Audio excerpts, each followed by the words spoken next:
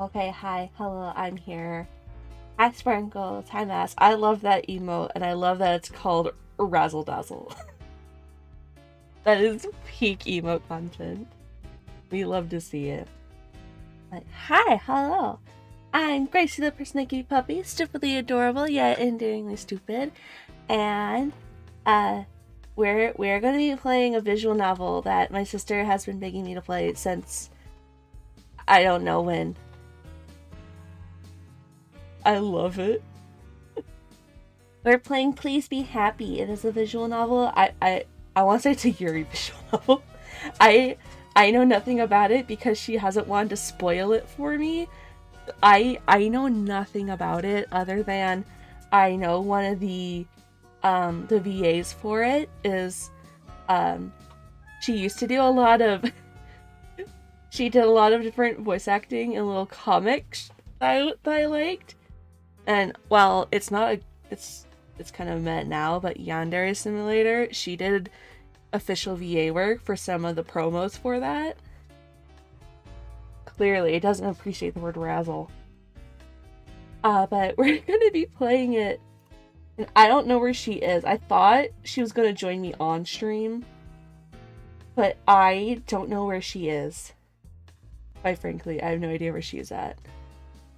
So yeah. And I don't have it set up or anything because I am a good streamer and I know what I'm doing, definitely 100%.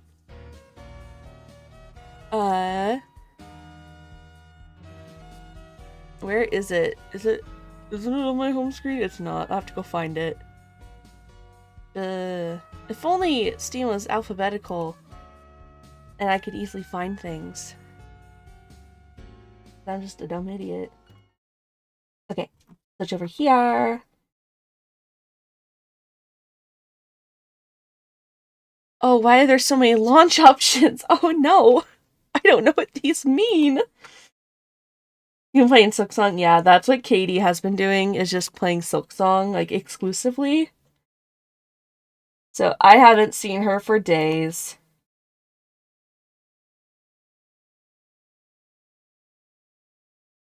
Oh, it's not assigned? Hold on. I might need to just turn on my desktop audio.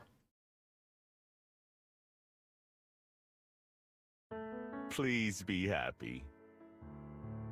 I don't know anything about this, but I'm excited to play ? And I don't know where to put myself yet. I also suck at reading, and I don't know anyone's name in this. I think the main person is Mio, and I know there's Aspen, and that's it. But yeah, we're playing Anime Girl. A damn challenge. Yeah, I have been banned from playing Silksong. I thought about streaming it, but I was told I am not allowed to because it would cause too much brain damage to many people. Which is the same reason why I don't stream Super Mario Sunshine anymore. Oh, look! Katie, where are you? It's your shit. Look, it's Goral. I know her. She uses emotes of her. This is all I know, and I think this is Espen. Neo and Espen, and I don't know who this is. I don't know anything about this. Now, how does this work? Wireless full screen. Okay. Extras. Ooh. Now, how does this work? Anime girls. Okay. Cool. I don't know what's going to happen. The first and only visual novel I've played is the Hollow Stars, Hollow Tempest, Doppelgangers visual novel, which was a very short visual novel, where you were the main character. And I think in this, we're Neo. I think. So I've only ever played visual novels about boys. This is a European visual novel, so I don't know what's going on. This is why I needed Katie here with me. Nothing like a hard day's work. Okay. Oh. Fox set over the forest. I don't know where to put myself. I'm a shrink. Far from the villages and towns where there came silence. Birch trees shivered, pondered the weather, and dropped their leaves in fright. Dreams bubbled unseen by man and bowed like the birds in the trees. Not Ace Attorney. No. I've only watched sprinkles or archives of their videos of Ace Attorney, and that's it. In the middle of the forest was a grove, and in the middle of that grove was a log. It had been years since it had fallen. Once one of the proudest trees around, and now in death was home to abundance of life. A line of frantic ants ran to and fro. Mushrooms, cloud-like and pillowy, sprouted across one side, like a footpath for fairies. Nearby, an old toad flopped contentedly in the mud. Toads. And inside the deep, damp hollow of the tree, something slept. A traveler strolled into the grove. Their steps were slow and tired, and they spotted the log with relief. Like greeting an old friend, weary from the day's journey, the traveler sat to take a rest. Whoosh. The scrabbling of nails on the rotten wood, a shadow bolted from inside the log to the tall grass nearby. The traveler watched the brush rustle as a faint patch of fur appeared within. Hello there, friend. I didn't mean to disturb you. They held their hand towards the grass, offering a piece of dried fish. At first, there was no reaction, and then... First a snout appeared, quivering as it tested the air, then followed the rest of the fox, sleek and tawny, as she took several slow steps forward. Her amber eyes were alight with mistrust, but also wild, wild curiosity. I'm probably reading too fast, and I know it. The stranger sat unfazed, their offering still outstretched. They darted to meet the fox's eyes, and in that glance felt something kindred. As the fox closed her jaw around the gift, a bond was made. Maybe we aren't so different, you and I. The traveler returned the next day, and the day after that. Each day they brought some treat for their new friend. Each day the fox's steps grew a little more trusting. One day when the traveler arrived, the fox was sitting in the clearing, waiting patiently. Hello, my friend. Have you been waiting long? Oh. Fox peered up at the traveler. Her amber eyes were warm and trusting. She accepted her gift of meat, gnawing it at the traveler's feet then and there. The travelers sat, imprinting into their mind the feeling of the wood beneath them, the clean air around them, and the tender bond of companionship. Where is your home, little fox? Is it here in this grove? Or do you come to see me too? This will be the last time, I'm afraid. No! Because I'll be going home tomorrow. Aw. Home is such a small place compared to the rest of the world. Yet, it's some place I can't wait to return to. I wish I could bring you with me, little friend. I wish that you could see the world too. Aw. Your home is all around me though, isn't it? It's wherever the trees are, wherever the leaves fall. Little fox, perhaps it's you who's the more fortunate of the two of us. Aw.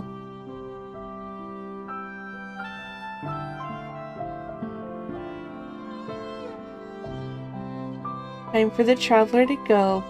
As they bade goodbye to the forest and to the fox, they knew that they would not return, but that they would carry the memories with them always. Aww.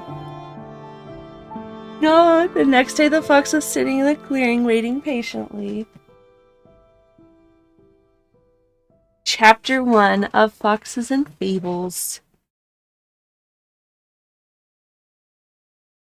We've now docked at Oh, we got an achievement. What's this? Okay.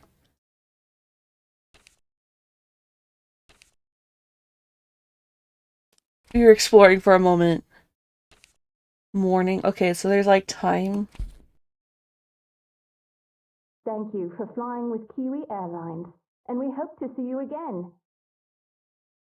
The intercom's announcement is muffled in the closet where I'm hiding, just like the clatter of the seatbelts and the chattering of passengers getting ready to disembark. Ah, she! That's her! I look around impatiently, sort of from the crouching in here for... I don't even know how long it's been. Hours for sure. The last few minutes always feel like they take the longest. Look at her ears. She's so pretty. She's so pretty. A parade of footsteps begin to pass by outside my door. It's time. I listen carefully, waiting for a gap in the crowd. When it comes, I stand up and push the door open in a single movement. Oh, bright cheese. I give a wink to the shocked-looking lady as I step out in front of. She doesn't even have time to gasp before I'm out of her sight. Humans, they're always kind of slow. You know, fair enough.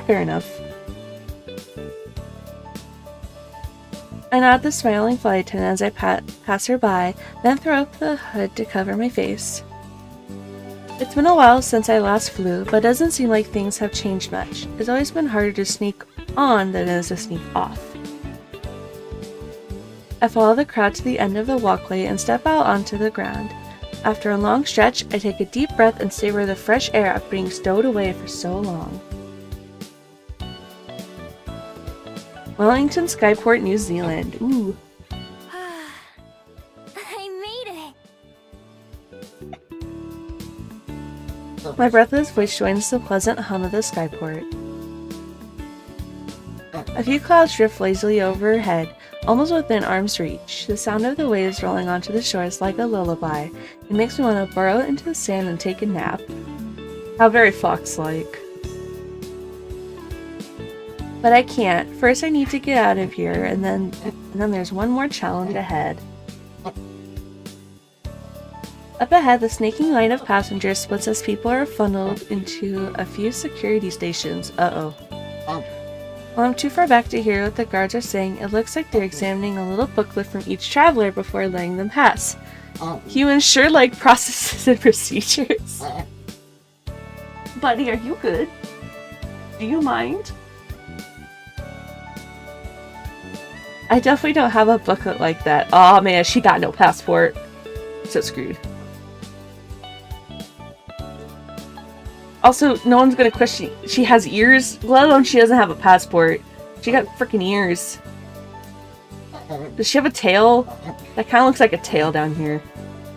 Glancing around, I hope to find another way out. An open window would work, or even an unguarded exit. I'm pretty sneaky when I need to be. Unfortunately, it looks like the only way to leave is to go through security. Without any other option, I join one of the lines and prepare myself. I have to do this the old-fashioned way. The line moves briskly as passengers are cleared one after the other, and I'm almost at the front of the queue before I know it. As a passenger in front of me approaches the booth, I listen closely. Good afternoon. Passport, please. Right here. It's good to be home. I'm sure. Welcome back. She stamps something in the man's booklet and then hands it back to him, and he continues out of the skyport. Next. Uh-oh.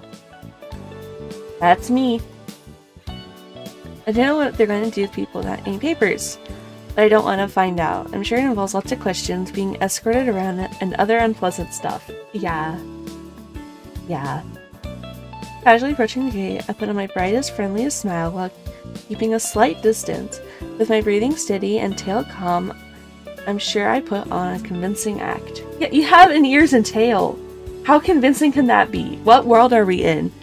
Is this common? Like me? Is this common where we have ears and tails? Passport, please. Of course. I fumble around in my pocket. Bleh. I fumble around in my pockets, pretending to look for my passport. Instead, I grab the useless, clunky phone that I've been carrying around and let it clatter to the ground at the guard's feet. As expected, she bends down to retrieve it for me. Let me get that for you. I make a run for it, bolting ahead, rushing past the security booths as quickly as I can. Hey, you wait! Oh, that wasn't a smart move. That wasn't very smart. Don't do that. Do not do that. Stop! Stressed guard. By the time they realize what's happening, I've already had a few seconds head start. My inhuman speed, combined with the natural chaos of the skyport, should also buy me a bit of time. Still, I've got to get them off my tail.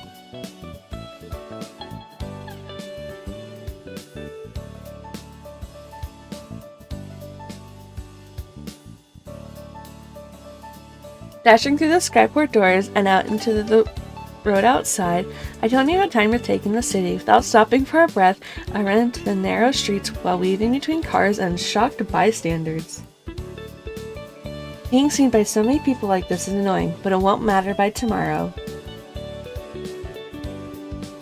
Putting the thought out of my mind, I vault over a low wall into a nearby alley and land in a crouch. Out of sight, but only for a moment, I close my eyes and relax my muscles. All feeling disappears except a slight warmth against my neck.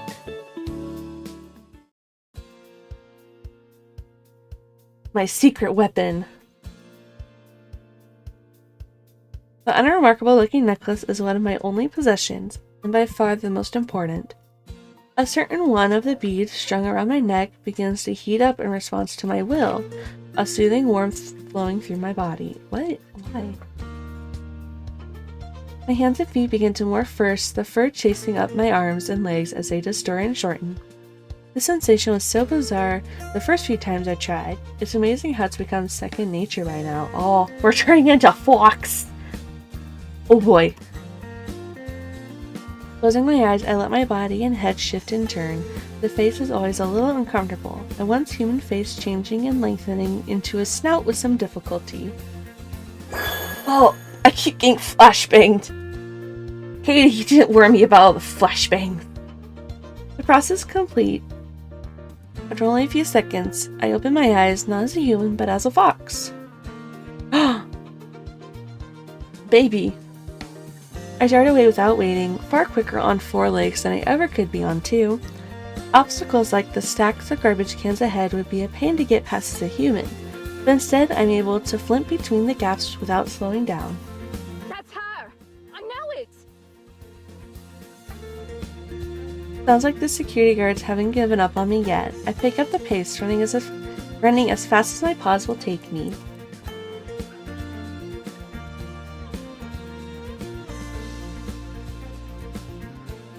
Oh, look at her! Her heavy breathing gets farther and farther away, and just in a minute or two I know I'm safe. I don't know where I am, but it's not like I knew where I was when I started running. You know, that's fair enough. Understandable. I almost feel bad for the lady who was chasing me. She never stood a chance. Even in the crowded city streets, there's no way anyone or anything can outrun me. The wind just wishes it could keep up with me. Comfortable that the danger's past, I slip into another alley. One Once I'm sure I'm alone, I close my eyes and concentrate on the form I want to take once more. That familiar flowing warmth runs through me again, my body stretching and deforming at my command. A few seconds later, and I open my eyes to glance at my hands. Better luck next time. The voice is very uncanny because I know the VA, and this does not sound like the VA now. Like, at all. This is a much higher tone than the voice I'm used to hearing. This is Dotubo. I think that's how you say it. And it does not sound like her. I think this is supposed to be her. I don't remember. I'm pretty sure it is. Brushing the dust off myself, I nonchalantly stroll out of the alleyway and back into the street. The odd person walks by on this errand or another, not paying any attention to me, just the way I like it.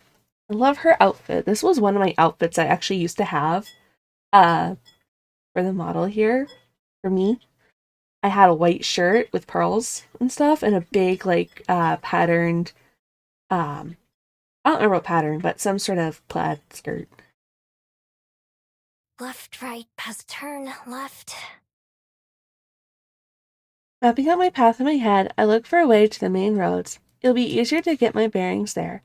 I pick turns at random, without any real destination in mind. When I decided to make the journey to Wellington, it was pretty impulsive. I'd overheard another pair of travelers talking about it and how beautiful a city it is. With a moment now to take in the scenery, I can see they weren't wrong. The streets around here seem like a mix of homes and businesses. Everything is very colorful. Even the brick walls are covered in pictures and paint. In the distance, I can see the green hills that are lined with houses, as well as green hills that are completely empty. There are a lot of hills, now that I look around some. From just a few streets away, the sound of pedestrians and busy intersections floats my way.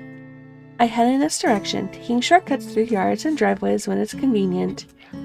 I love that. Look how pretty. Look at the rainbows. I love the rainbows. I love those. Those are fun. The little bugs and stuff.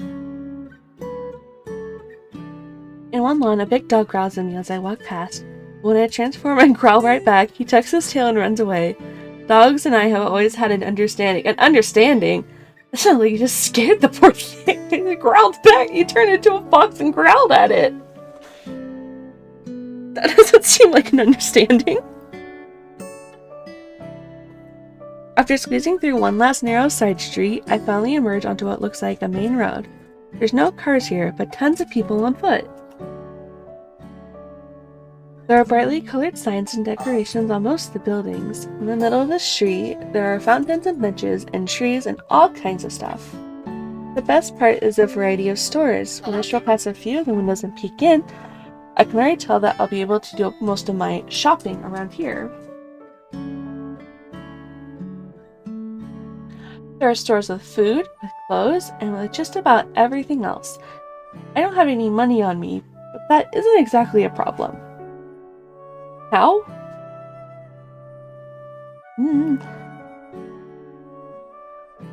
What is a problem is that it's too crowded. Dodging a couple of security guards is one thing, but trying to escape down a busy street with lots of people could be too much even for me. Girl, you're not stealing. Are you kidding me? No. Stealing is bad. Don't do it. I'll just remember where this place is and make another visit later after all the shops are closed. She's a liar and a thief. What? Then a man in a bright coat hurries past me, talking loudly on his phone in a language I don't recognize. He's so distracted that he doesn't even notice when his wallet falls out of his pocket and onto the sidewalk. I notice, of course. Seeing an opportunity, I zip over and snatch it up. Prying open the black leather pockets, I find... Score! How dare she? What? A couple bills and what I figure is the local currency. I slide the money out and into a pocket of my jacket. By now the man is so far ahead that he's almost out of sight. I have to hurry to catch up to him and give him back his wallet, and he barely even says thank you. I should have just kept the whole thing.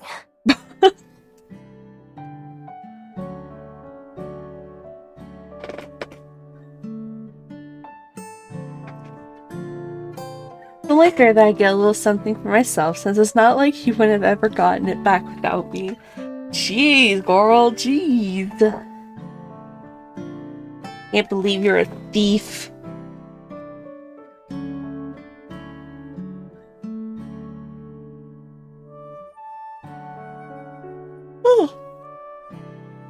I head back to the bench and inspect my prize. A bluebill and a brown one. He's so sturdy, nothing like the paper I expected.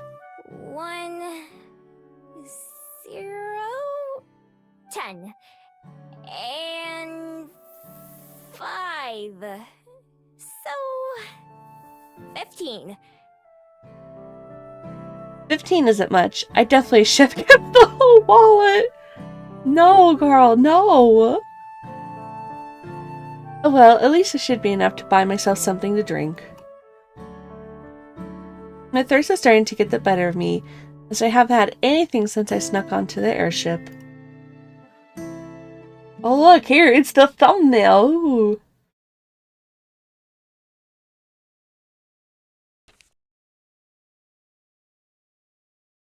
Following my nose, I walk down the busy street until I find one of the many cafes lining the path. The sign hanging above its front door has a picture of a bell on it. A charming bell rings out from above the door as I enter.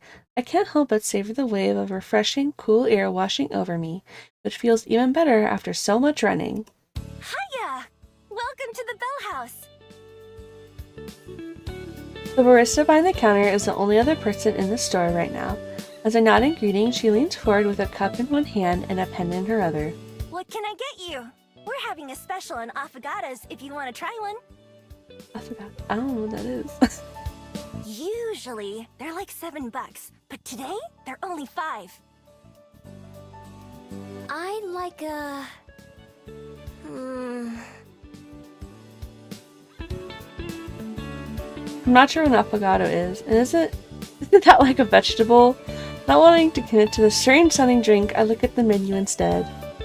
Unfortunately, it's full of hand-written, spindly letters. I can't read a single word, and there are no helpful pictures. Safe option it is. I'll just have a vanilla latte. You know, safe bet. Safe bet. Ugh, boring. But okay. Name? Rude! Mio. Mio. It's my first time testing out how that name sounds, and I decide that I like it. I started an airship that was a name I would use here in Wellington. I've used so many names throughout my life that I can't remember most of them. For each new city I visit, I come up with something new. Foxes don't have a use for names, so nobody ever gave me one. Aww, baby. She scribbles something on the cup with a black marker. If that's how this name looks, then I'm even more pleased with it. $4.50, please.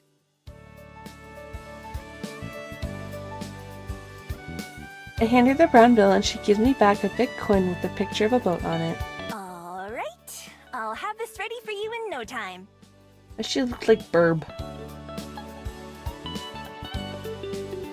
She sure seems enthusiastic. I nod as she spins around and starts working.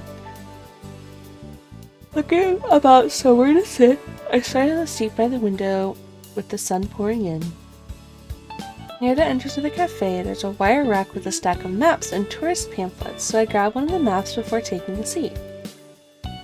This cafe is big and bright, with plants everywhere. They're on the walls, on the floor, and on the ceiling. Most of them are real and vibrant, obviously being well cared for. Even the lights that hang down from the ceiling have glass ornaments with little shrubs on them. Those are really cute. I want all of these. Seems like I made a good choice coming here, and any place with a bit of nature in it is more comfortable to me than any places without. I guess I should find a place to stay. Looking down to the map I took, I traced the path I made from the port to this cafe. It's useful, but doesn't really tell me anything helpful about the houses in particular. I'll need to find a higher vantage point. I move my finger along the hills I noticed from outside, following the little brown path to a patch of green with a little mountain icon. That should work for now. Miho! My ears perk up right as the barista arrives and places my drink in front of me. Thanks! I reach over and take the warm cup in my hand, but the barista doesn't let go. You ready for the rain tomorrow? Huh? It's gonna rain tomorrow. Oh. I glance behind me out the window. It's as sunny and blue day as I've ever seen. How do you know that? There aren't any clouds out there. I'm just good with the weather. Anyway, if you forget, then you'll be sorry. Well, that's ominous as heck. She finally lets go of my drink and heads back behind the counter. People are weird. Does the barista pull that on everyone? Standing on the doorstep, I have my first sip. Oh, this is really good. It's pretty plain, but well made. The coffee isn't too bitter, which is perfect for me. The moment to myself, my thoughts turn inwards as I sip the warm drink. My first travels were in search of someone, but despite my whole life being spent trying, I haven't made any progress in finding them.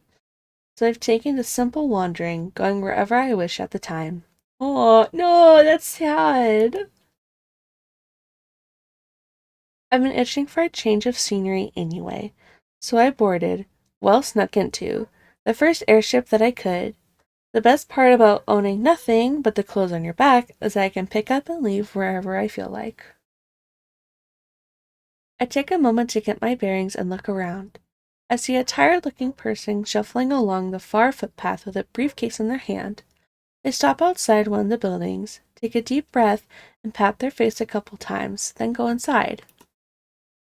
They must not be looking forward to whatever is going to happen in there. Maybe they have to fight someone? Through the large glass window of another store, a fawn is trying on a pair of shoes, but they don't seem to fit her hooves. The people waiting with her look annoyed. I wonder if she fusses around with her footwear a lot. For a while, I simply let the day roll by and watch the various figures who stroll by.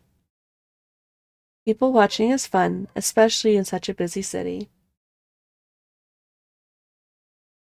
There's a dog barking. Eventually, I go sip my coffee, only to find nothing coming out. With no more reason to stick around, it's time to go.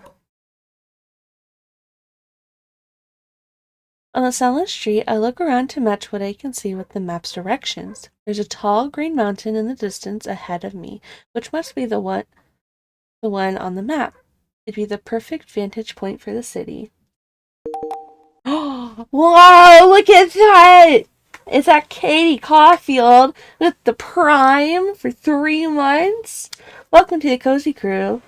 Hello there. I'm playing your visual novel. Look at me go. I'm playing it. There's your girls. Thank you for the Prime. Enjoy your emotes. One of those is your face.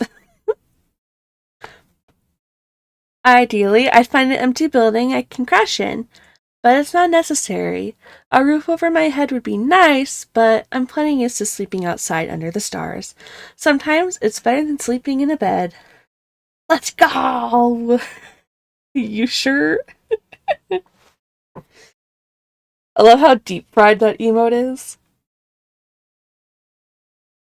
Encouraged by the path forming in my head, I set off the long walk to the summit.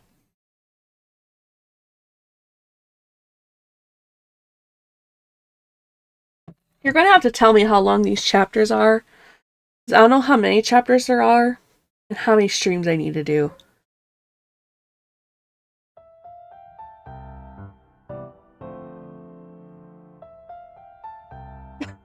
I don't know. I want to turn off the chats, so you can see the screen.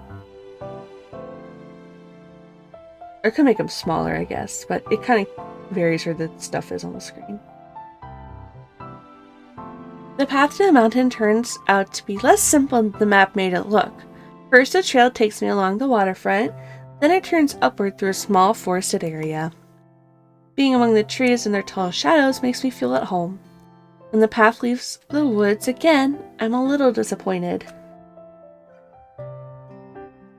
I'm too distracted by women kissing to realize how long it took.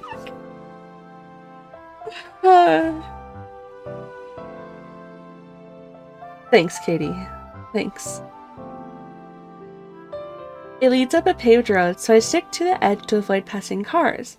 Sometimes I take shortcuts through the yards or up unmarked paths. There are quite a few nice-looking homes right along the roadside. I make a mental note to go check them out when I'm low on money or food. She's a little thief! She stole the cash out of someone's wallet and then gave it back to them. How freaking rude! How dare she? Is she a liar and a thief, Katie? Not much further along, a concrete lookout offers another glimpse of the city below. She also can't read, fair enough. A couple airships are coming into dock at the skyport, probably for one of the other floating islands. She talk real weird. You're dumb little scrunkly, like me! There's still a ways to go to the top of the mountain, but luckily the walk has been easy so far. I wouldn't even consider it a hike. Eventually, I reach the final stretch of road. I can see where it curves ahead to the summit, and I hurry to the end. A metal railing spreads out like a crown on the top of the mountain. As I go to toss my empty cup away, a pair of chatting tourists pass by me. How far is it from here? Oh, about an hour from the base of Mount Victoria, so a bit further from here. Mount Victoria. I'm glad to know what this place is called. I say it out loud to help commit it to memory. Standing at the edge, I'm treated to a wonderful view of Wellington. The city forms a crescent moon shape around the bay, which glitters like a sapphire from up here. The sun is starting to set, and that makes the water even more shimmery. Even more airships can be seen coming and going. I think that I can even see the edge of the floating island we're on, miles out into the open sky. I survey the city using the skyport as a reference point. From up here, what felt like such a long chase really doesn't look far at all. As I strain my eyes, I think I can even see the coffee shop from earlier. What was the barista said it was called? The Bell House? It's kind of tough to make out the details. My hearing and sense of smell may be great, but my eyes aren't that much better than a human's. Then I notice something useful. Look! Is that our house? Probably. What can you see from here? I see Dad's car! Not too far away, there's a little kid who's using a pair of metal tubes attached to a post. His mom is helping him aim it at the city. It must be something that improves your vision. I like how simplified things are, because it's coming from the perspective of a fox. We got like Skyport, the skyships. The way she describes things, it's very interesting.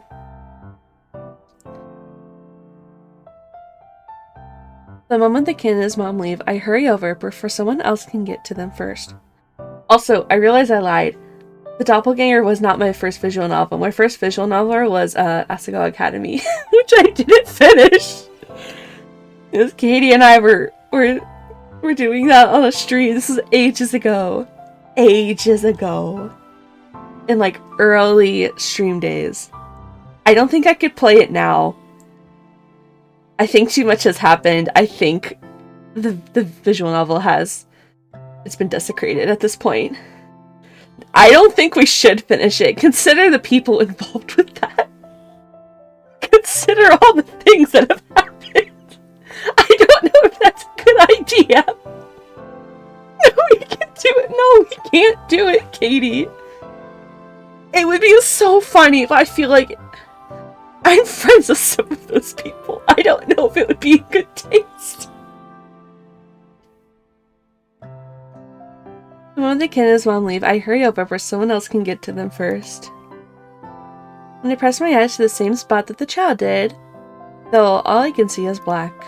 I try moving it around, but it doesn't change. Hello! We're playing a visual novel. Is this thing busted? Some text is printed on the side. I have no idea what it says. There's a small slot though with a picture of a coin next to it. Keep notes on how much aged poorly. That's true, we could have a tally mark system that shows what aged poorly and what didn't. There'd be so many though. We can only do one of the routes, I think. Maybe two of them at this point. Lucky for me, it's a coin that has a 50 on it. Let's go, Pog. I put the coin that I received from the barista into the slot and spin a lever. The machine eats my coin, and then I put my eyes to it again. Yes! Also, there are so many flashbangs in this. I keep, like, my eyeballs. Everything looks much closer now. Even the trees on the other side of the hill appear crystal clear detail. Like I'm standing right next to them. I aim the viewing glasses at the city and look around, trying to find a good place to rest for the night. Houses are a no-go. Even if they look empty or abandoned, you can never let your guard down for a minute. Same with most shops. I don't have enough money for a hotel, and I won't risk into one of those either. As I'm studying the signs, trying to memorize as much as I can, there's a clicking sound, and once again, the view goes black. Stupid machine. I smack it a couple of times to check again, but I still can't see anything. Well, whatever. I was saying, Mio, she doesn't sound like Dotuvo. I don't know how to say her name. I think that's it. But it doesn't sound like the Dotuvo I know. It doesn't sound like her, which is a little jarring. And then I'm like, wait, this is her character, right? Like, I'm pretty sure she's supposed to be this one. Looks like I'm sleeping outside tonight. Guess this place is as good as any. I head back down the trail a little bit and veer off into the underbrush.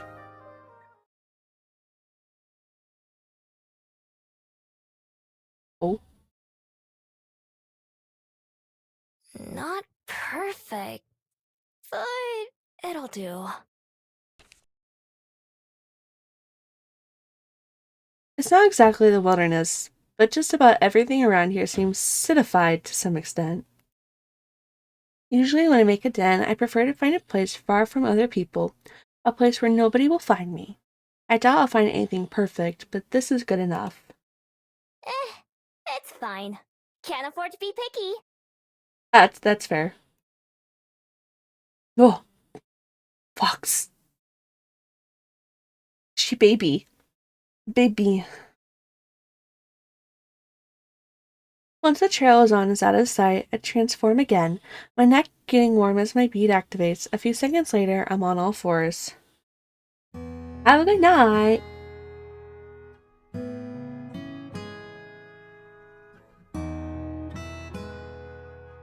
As a fox, the sensation of nature are much stronger. The earth beneath my paws is cool and refreshing, and the breeze whips through my tails like a massage. How many tails does she have? Is this a 9-tail situation or a Vulpix situation? I'm trying to figure this out. I hurry up down a hill covered in grass, so tall that it reaches way over my head. I can smell fresh water and follow the scent to a small stream where I'm able to quench my thirst. The 6 tails? Okay. It's just as satisfying as the drink I got at the cafe, but in a different way. And being able to slurp up the water is way more enjoyable than having to use a straw, or worse, one of those lids with the tiny holes. True, I hate those lids. Just give me the cup, no lid. Or just a thick straw. want a smoothie straw. For a little while, I follow my nose to some berries and some edible plants that will do for a snack. Unfortunately, unlike the water, foraging is never as satisfying as eating human food. You know, that's fair. Yeah, it kind of looks like a nine-tails, but I guess she has 6 tails, so I guess isn't Vulpix then. If I want a real meal tonight, then I should pick up the pace before it gets too late. Still, I want to get this done now, while there's still daylight. I keep close to the stream and search for a place where ground is soft. Before long, I find a promising area. A small valley with hills on most sides and a thick foliage on the other.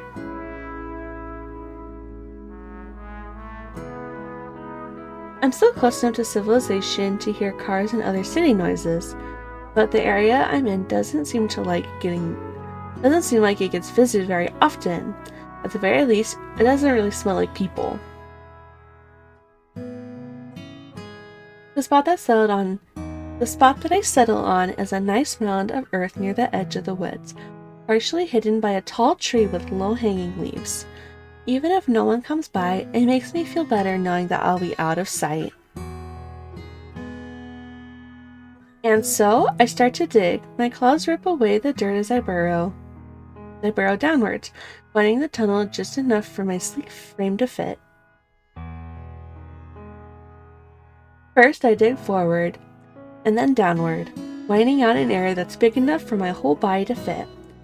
This is something I've been doing my whole life, even back when I was just a regular fox. She was a regular fox at some point, back when that first traveler happened, I guess. I want to know how much time has happened. I assume I'll find out later. I think that's why I don't mind it too much. Compared to sleeping inside somewhere, it just feels right to me.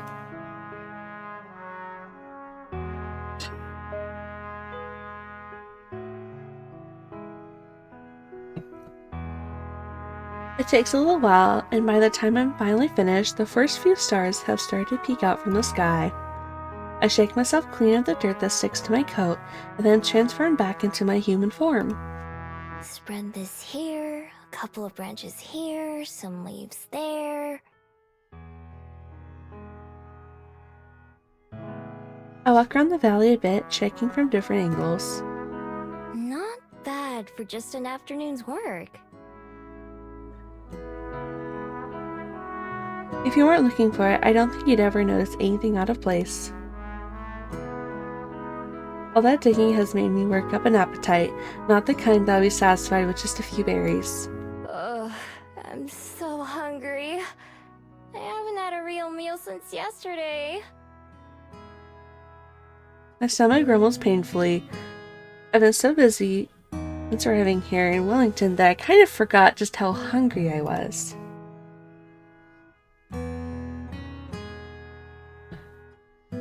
I'll grab some human food back in town. Casting one last glance at my afternoon's work, I set off towards the city. Work never ends. Time to get some food! Alright. Oh, it's so bright! It doesn't help that this is on a 32-inch monitor for me, so it's just like, mess. I'm a bit disappointed when I finally get back to the busy street from before. I was hoping that it would be emptier now and that all of the stores would be closed. Turns out I was half right. A lot of the shops have gone dark for the evening, but there are just as many people walking around now as there were earlier. In fact, there might be even more. The patio of a restaurant has a bunch of tables full. A mermaid is sitting in a fountain I sat by earlier, chatting with the Cyclops. Even the cafe that I visited is crowded now, with a line almost out the door. Thank you for subscribing to the YouTube channel, Cobalt. Welcome. Enjoy your stay. After pacing up and down the road for a while, I sit down and try to figure out what to do next.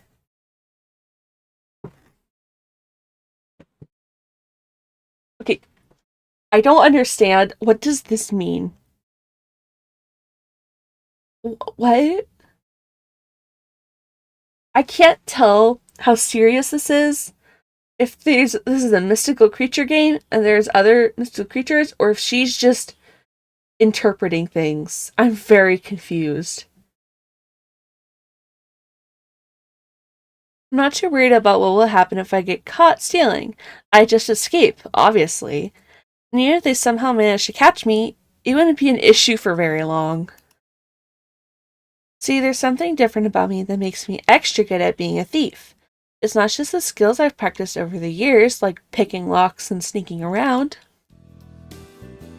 No, it's a bit more special than that. Without fail, every single person I meet forgets about me by the next day. I don't know why, but I don't really care either. It's magic.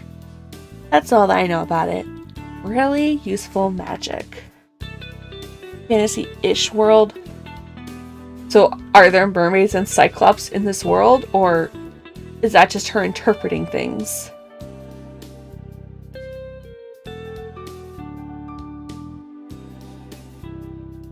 I don't understand what I'm playing, Katie. Everywhere I go, no matter how careless I am, all my problems are solved by the next day. Okay, yeah, she looked like a falcon or something. She was a bird lady. Wait, is that you? Oops, wait, I didn't say that. Did you hear that?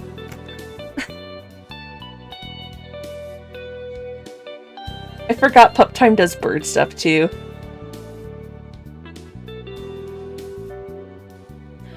That doesn't mean there's no danger. I've been caught in the act before and beaten or harassed before I can manage to get away. I've even lost a few prizes that I stole fair and square because I had to get going in a hurry. But if someone sees me and isn't able to stop me, I know that I'll be home free. Sure, they might remember having something stolen, but they'll never know who did it. It almost makes things too easy. Right now, it'd be smarter to just come back even later, in the dead of night, and hope that there are no people around. I'd be able to take my time browsing without having to worry about making a quick escape.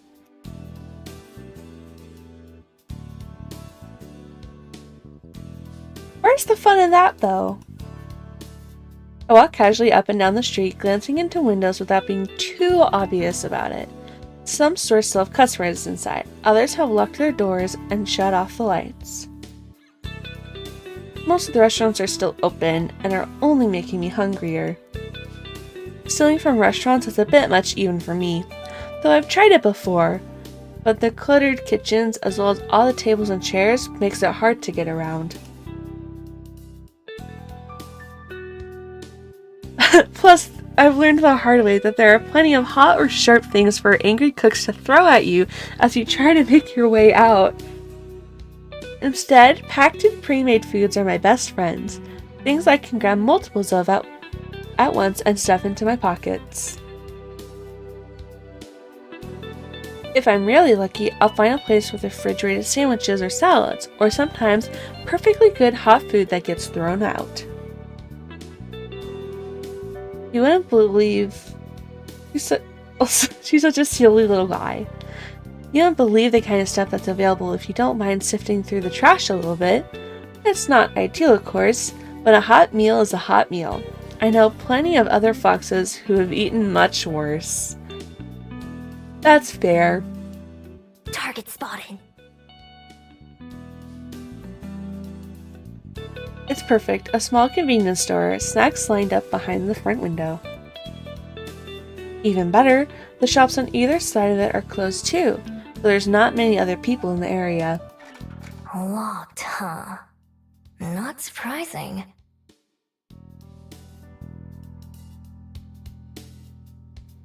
I head to the nearby alley and find the back door, which is probably where they bring in new products. The alleyway is dark to begin with, and my dark clothes help me hide even better. I glance around the alley, glad like always for my excellent night vision. Nobody's watching, Nobody is even around.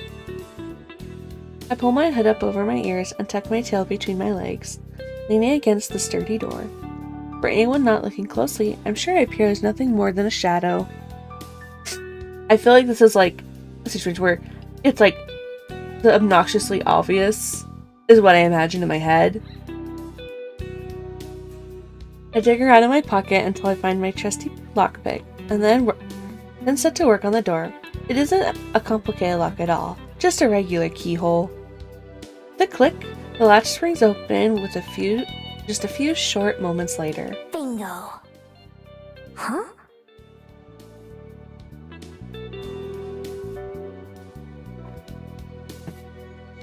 I try to tug the door towards me, but there's a chain on the inside that keeps it from opening very wide. There's no way a human could fit through the gap, but it would be easy for a fox. First, I slink away for a bit, idling on the nearby street like a regular pedestrian. I wait to see if anyone shows up, just in case I triggered a silent security alarm.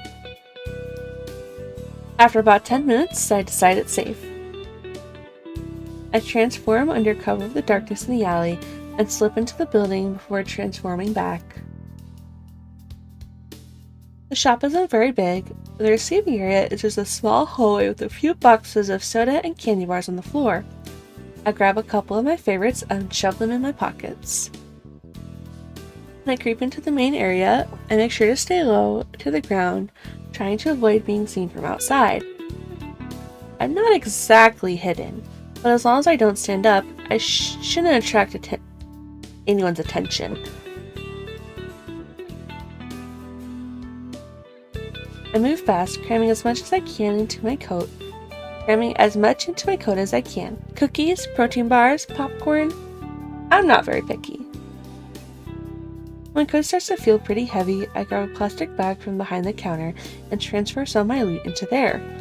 I also take a few bottles of water and sports drinks from the coolers. Just as I'm about to leave, I spot a few of those coveted plastic wrapped sandwiches that I was thinking about earlier. Jackpot! I fill my bag with sandwiches until it's almost overflowing, and I head back out the way I came in. In total, I was in and out in under 5 minutes, and I've got enough supplies to last me several days. When I step into the alley, I glance around in both directions, making sure no one saw me emerge from the store. I don't see anyone, but my neck prickles as if someone is watching me.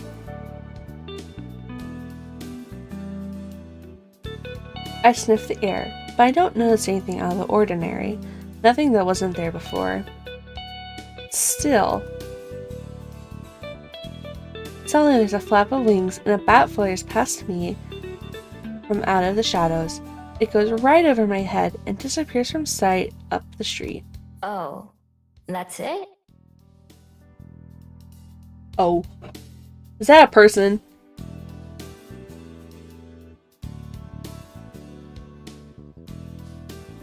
I let out the breath I've been holding. No! I start making my way back towards the mountain where I made my den. I let the bag swing from my arm as I walk, whistling a song I heard earlier. I'm not able to keep a smile off my face. All in all, not a bad first date. The voice is so uncanny. I don't know why. It's just like... It's right, but it's not right. It's not right. I've got a nice nest, food to spare, and plenty of places to explore tomorrow. There's been plenty of days in my life. Ooh! Oh, I'm yawning so much. There have been plenty of days in my life where I've had none of those things.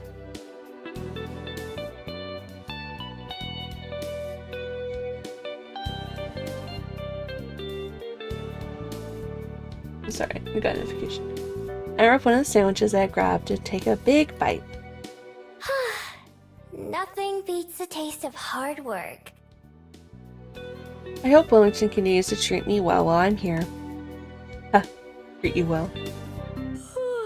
So tired.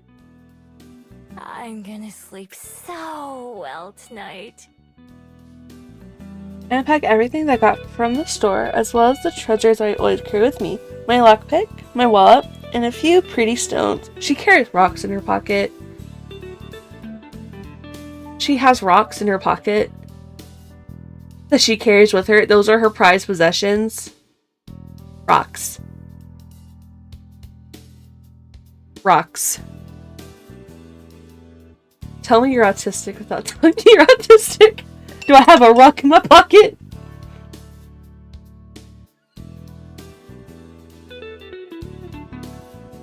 Yeah, but she has a few pretty rocks. Specified. Not just rocks. She has rocks in her pocket. She has pretty rocks in her pocket. She has rocks in her pocket, Caitlin. She has rocks.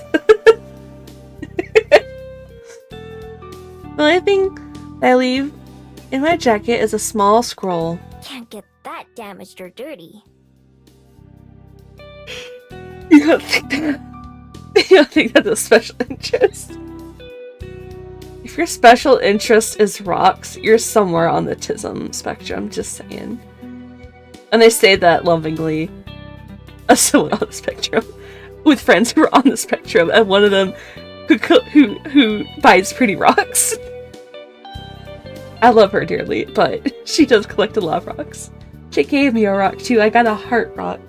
It sits with my anime boys. I change back into a fox and dig another hole near the entrance to my den. This one is much simpler and shallower. I bury some of the stacks that I stole before covering them back up with dirt. Not like anyone's gonna come by and swipe my things, but better safe than sorry. She got a point. I stole this myself, after all. Don't want it being stolen from me.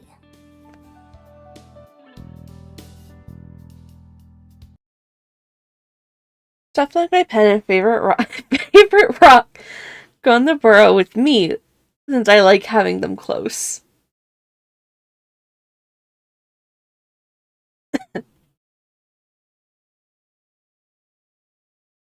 Once I've gotten everything where it belongs, I climb into the hole myself, turning a few circles before settling down with my tail wrapped around me. From here, I have a perfect view of the stars. I look up at the clear night sky through the mouth of the tunnel. I feel bad for all the people way down on the underworld. Can they even see the stars from there?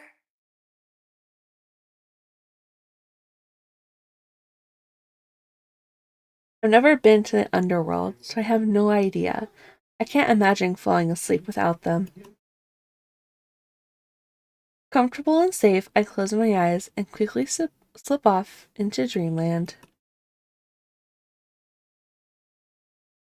I wake up to trouble, or at least a threat. I'm sure it's only morning as I peer out the burrow's entrance. The sky is already dark and foreboding. My attention moves from the ominous rain clouds above to the trees outside my den, their branches shaking in the strong breeze. I can't believe that girl from the cafe was right! I climb up the tunnel and out into the open, sniffing the air.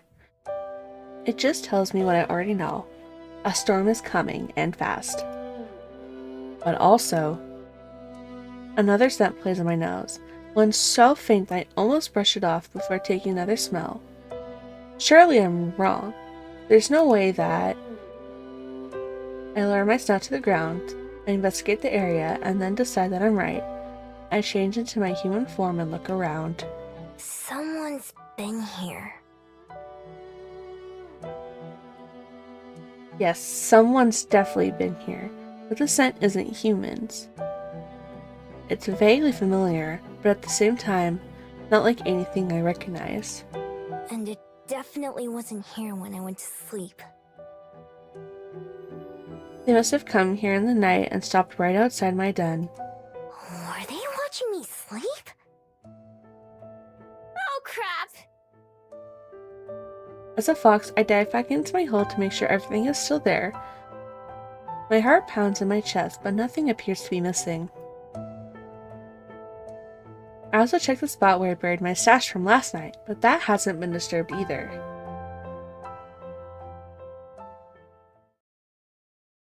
I breathe a sigh of relief. If any of my stuff had been stolen, I'd be so mad. But that still doesn't answer the question of what they did want, and it's even more concerning. I'm a pretty light sleeper, and usually the slightest sound or motion will wake me up. So if someone was able to sneak up on me, even I have to be impressed. Impressed, and a little bit worried. I've got a more pressing issue right now, though, as I stare up at the sky in disappointment. Ugh, I hate the rain. I would have found a different place to make my nest and hide my supplies if I had known this would happen. Instead, both burrows will probably just be piles of mud by the end of today. I should have found a place with a roof after all.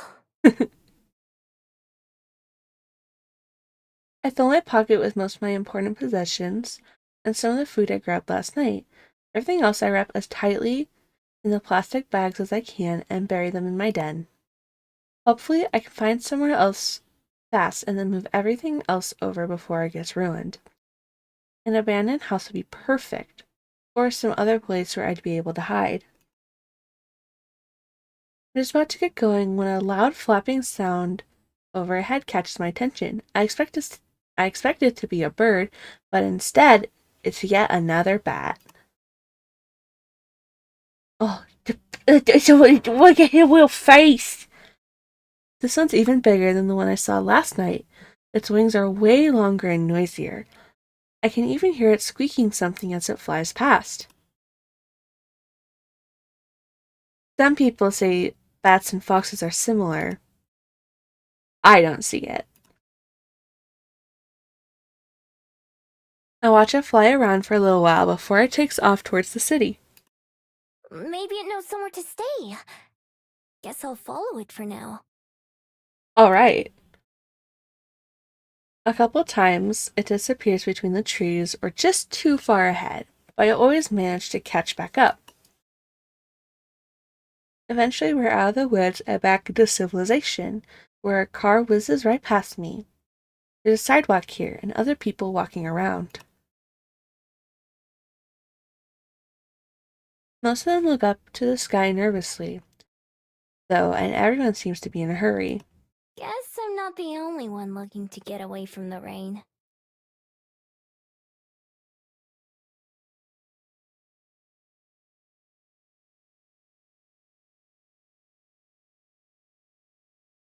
I'm confused. More people seem to be going in the direction I was heading in than anywhere else, so I stick to that. By now, my winged guide is almost out of sight again, just a little black speck in the sky flying in the distance. Further up this road, there's a slope that leads to a big fancy-looking building. It doesn't look like a shop or restaurant, at least not the ones I've ever seen. Well, there are so many people going in and out that it has to be open to the public. Oh, oops.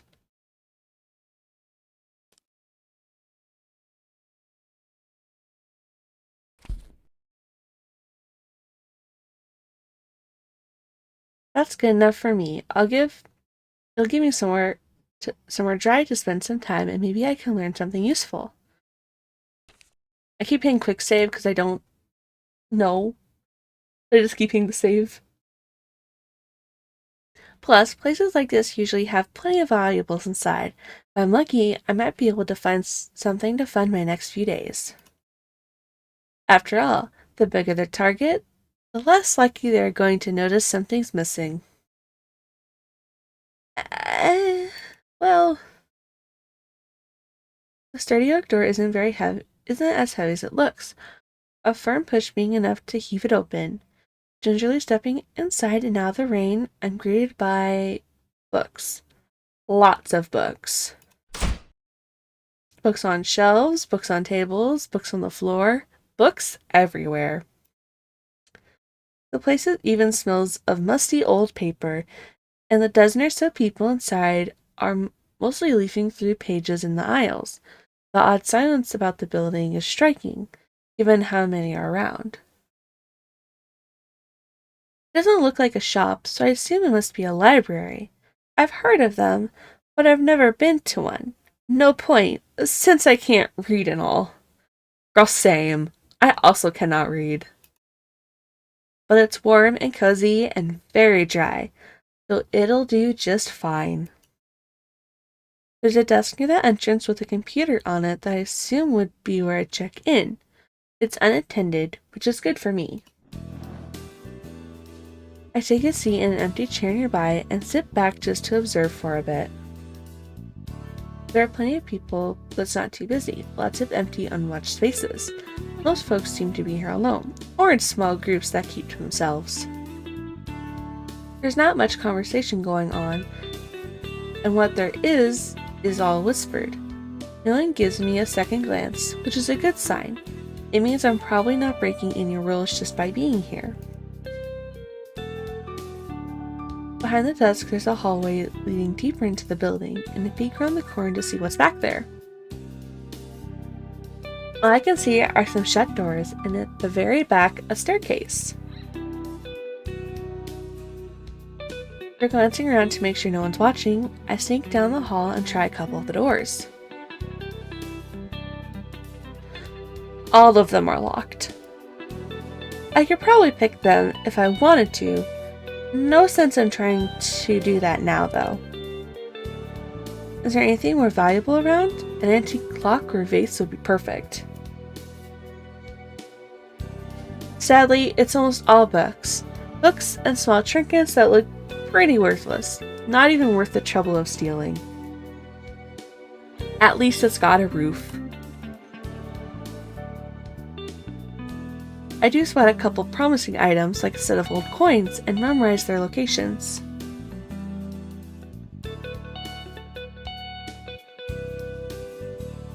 I wander back to the main area where I came in. Outside, it hasn't started raining yet, but it's only a matter of time. The wind is loud and gusty, and even opening the door is enough to make me shiver. If nothing else, I can probably wait out the rain here, but my poor abandoned snacks back at the den, what a waste. Can't do anything about it now, though. I should keep looking around. I move slowly through the area, never going beyond what seems to be the public area. I pretend to inspect a few books, taking them off the shelf and flipping through pages, but I'm actually mapping out the place in my head. Doors, windows, and potential places to hide, things like that. Most of the time, this kind of info is unnecessary. It's been at least a few decades since I've had to make a dramatic escape from anywhere. At this point, plotting an escape route is just a habit. Overall, I like what I'm seeing. Even with the locked doors and off-limits hallways, there are lots of nooks and crannies that make a good hiding spot. Make good hiding spots, especially for a fox. Bleh. In the thick dust that coats a lot of these areas, I can tell they don't get a whole lot of visitors. If I'm careful, I might be able to go a whole week or more without being noticed. As long as I can get in and out of the building easily, that is. And with the huge window that lines the back wall, that seems easy enough too. I weave around a couple shelves that are taller than I am.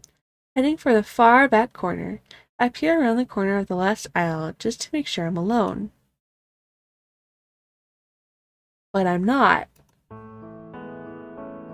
At a small table by the window sits a woman with a small book in her hand, resting against her fingers. Hey Katie, is she important? I wonder, she's got her whole own CG. She might be important. Isn't this Aspen? I don't remember. I've heard you don't yap much about this game. Because you wanted me to play it, so you didn't want to spoil it. She's perfectly still, but mouths the words on the page as she reads, like she's tasting them instead of just seeing them. Her expression has the distant look of someone way off in their own world, far away from this one. She looks so at peace I think she must belong in that other world. She's beautiful and elegant in the same way as a painting, the light from the window shining on her like a display. She looks like Jean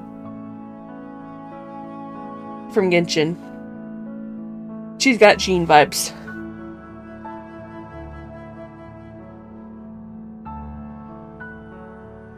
Are you gonna look at me and tell me that I'm wrong? You need to play Genshin, by the way. I can stream Genshin. I'm going to do that eventually.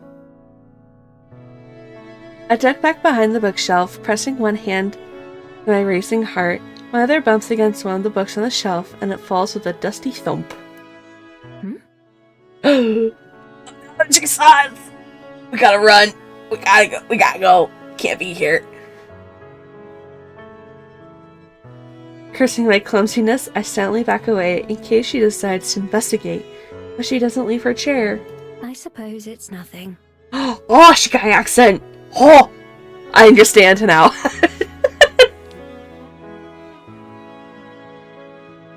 Oh! Oh! Pretty lady. I love being Pan. She turns and gazes out the open window. At what, I don't know. A moment later, she returns to her book and leaves this world again. I stay hidden, my face still burning a little. Okay, yes. But Mio doesn't have an accent, and she's not from there. So I don't know how many of them are gonna have accents, Katie. I don't think the bird really had an accent. The barista, she didn't really. If it was, it wasn't super obvious. Well, I know that! But the barista also didn't have an accent. So how am I supposed to know how many people are gonna have accents? I don't know what's going on.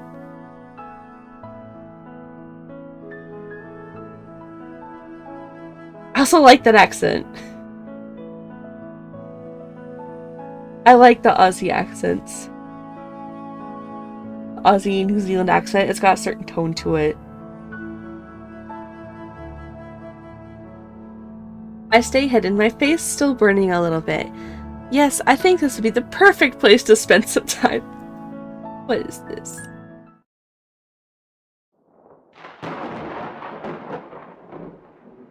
Suddenly, there's a much louder boom than the one I caused. As thunder rumbles outside, a few people look around the library, startled at the sound, and look around. Sighing, the girl in the chair pulls the window beside her closed, the first drops of rain falling not a minute later.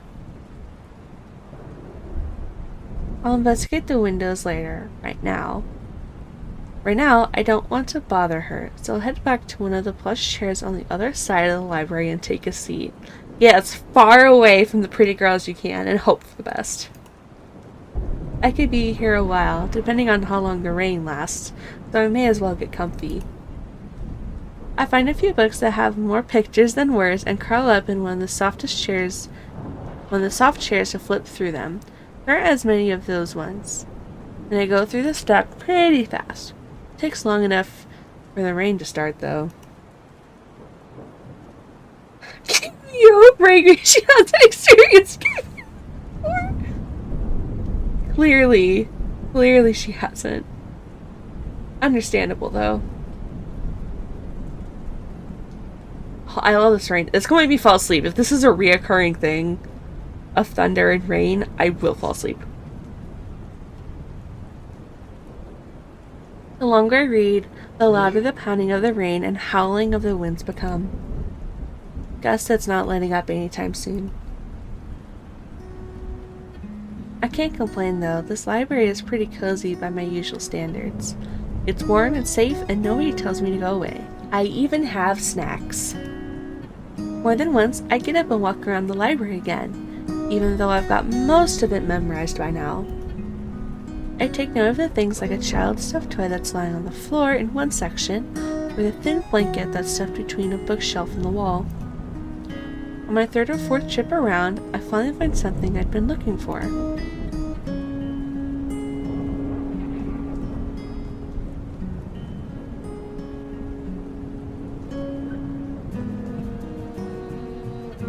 In one of the far corners, totally opposite from where I saw the reading girl earlier, there's a single chair and a small table.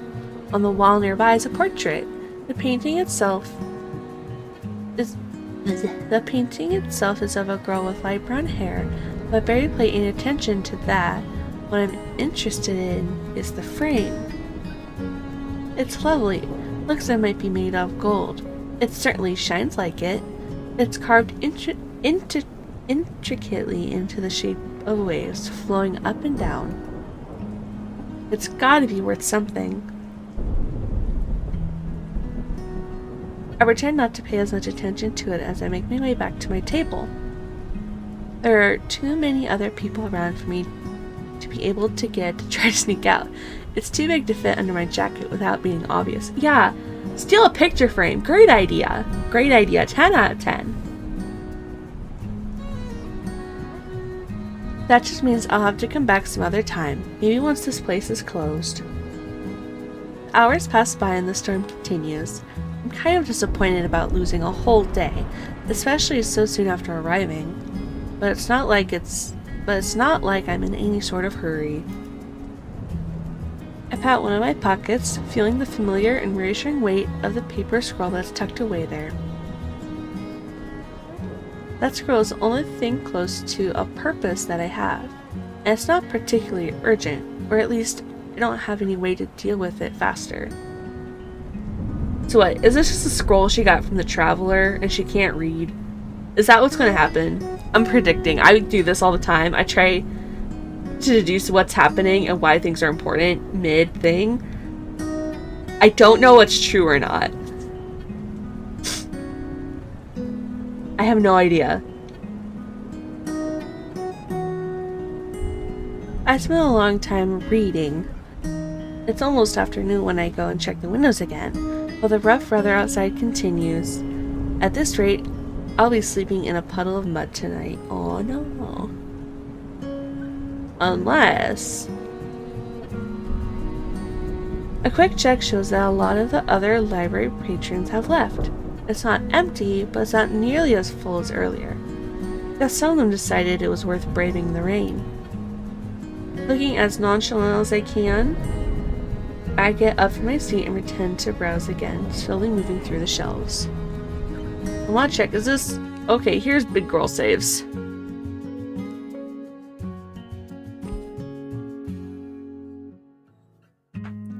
I'll ask Katie, is the save system pretty reliable? I've had, I don't remember which one it was, but sometimes the saves are not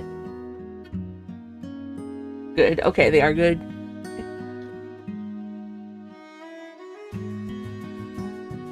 Looking as nonchalant as I can, I get up from my seat and pretend to browse again, slowly moving through the shelves. The reading girl is gone now, although she's not what I was looking for. Instead, I pick up the dropped toy and blanket that I spotted earlier, then head to one of the out-of-the-way hiding spots I picked out before. It's on the floor, between a shelf and a wall, but it has a bit of carpet to help make it softer. Even better, it's between two corner shelves, meaning it's practically out of sight if you're not looking for it. I wriggle my way between the furniture and lie down, using the toy as a pillow and draping the blanket over me. I toss and turn a few times before finally settling down. Yep, not bad at all. Even though I haven't done much today, I'm always down to take a nap. Girl same, girl same. I can pass a few hours by sleeping, wake up once it's dark, and then grab that picture frame and be on my way. Why are we stealing a picture frame? You're in a city. You can't sell it in the city. What are you gonna do with it? Someone's gonna know. They're gonna know. I'll have to rebuild my den once I get back. But that's a problem for future me. Girl, same. How would they know? They're gonna know. I yawn, staring up at the ceiling until my eyes get heavy. Maybe today won't be a total waste after all.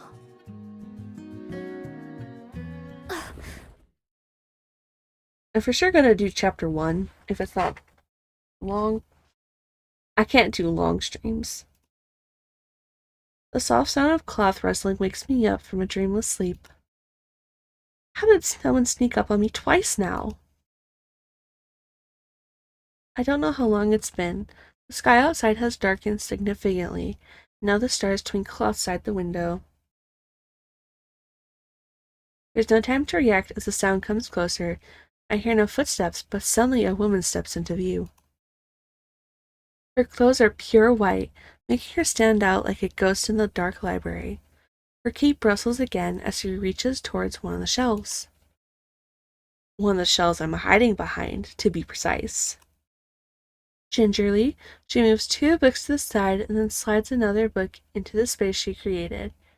She handles them like precious treasures that might break if she's too rough. I stay perfectly still, afraid to even breathe in case she notices me. Whoa.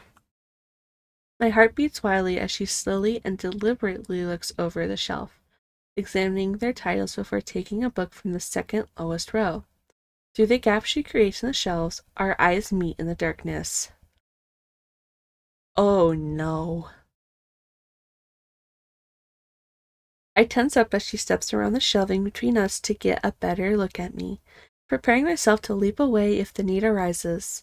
The carefully memorized layout of the library flashes through my mind as I frantically plot the best way to flee. Even as I prepare my escape, I can see her taking in everything about me. The stolen blanket, the makeshift pillow, my generally disheveled appearance. She opens her mouth, and I brace myself for the verbal attack that's sure to come. Hello there. Oh. May I ask why you're sleeping on the floor?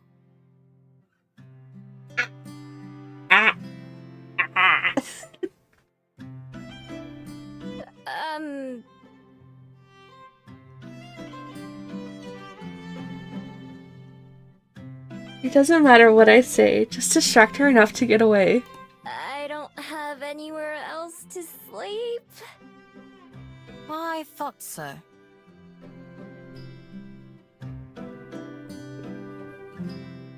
I have a theory.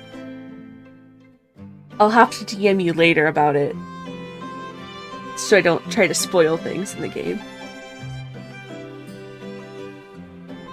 Oh no! The other love interest! How could they? I don't take it, but I slowly stand, letting the blanket fall to my feet, and try to steadily get in position to run. Well, I have an extra room on the second floor that you're welcome to borrow, if you'd prefer that. Whatever with me you do. Is there a secret third option, or is there only 2? Please spoil me. I feel like I vaguely remember a secret third option in your ramblings. Otherwise, you're more than welcome to remain here, on the ground. I apologize for waking you. 2 for each girl, okay. I saw you don't even have all the achievements for these. You haven't gotten everything. I need to go back and play the Doppelganger on Steam and go get all the achievements. Like, one of them is for if you slap Altair or not. Alright, now I'm talking about the Yumi one while I'm playing a Yuri visual novel, talking about the Yumi visual novel. Forgive me. I just love my boys.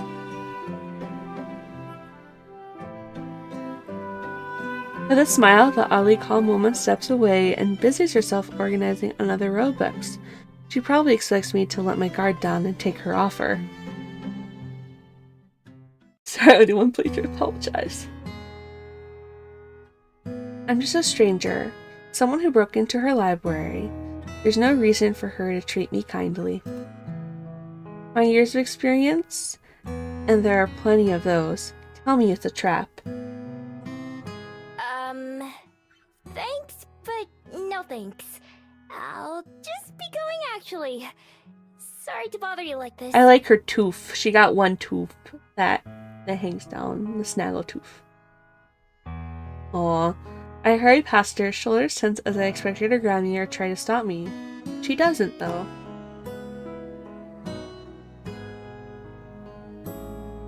Ugh, no! Bad. Don't do that face. Bad. The one time I glance back, she's watching me with a strange expression that I don't recognize. When I get outside and away from the library, I breathe a sigh of relief. Whew, that was close. You ain't beating those allegations, Katie. You ain't beating those allegations. I'm just saying. I'm just saying. I'm not falling for that one again. Again? No, what do you mean? I'm sorry, Lucy walked over my keyboard. Like dog, like owner. Like dog, like owner, Katie. She knows. Lucy Jelly. Last time I let someone feel sorry for me and accepted a place to stay, I woke up to them trying to empty my wallet. Aww, that's sad. I may be a thief, but at least I do it honestly. I wouldn't try to trick someone like that. That wasn't the first time someone tried to fool me and take advantage of me either. Still, it's a shame to lose such a nice hiding place. Aww. Maybe I'll give it a couple of days for that woman to forget about me, and then try again. If she wasn't lying about there being an empty room on the second floor, then maybe I could sneak into there. Tonight, though, I'm on my own. Shivering, I wrap my coat and tail tightly around myself as I think about what to do next. The rain has stopped, although it's still cold and cloudy. My stomach grumbles since I haven't eaten anything other than snacks all day. Blech. Bleh. I might as well get it over with and go check on the status of my den. Well, it could be worse. It's not as bad as I expected, which is a pleasant surprise. What's a little mine? It'll be just fine. I swapped to my fox room to prod around.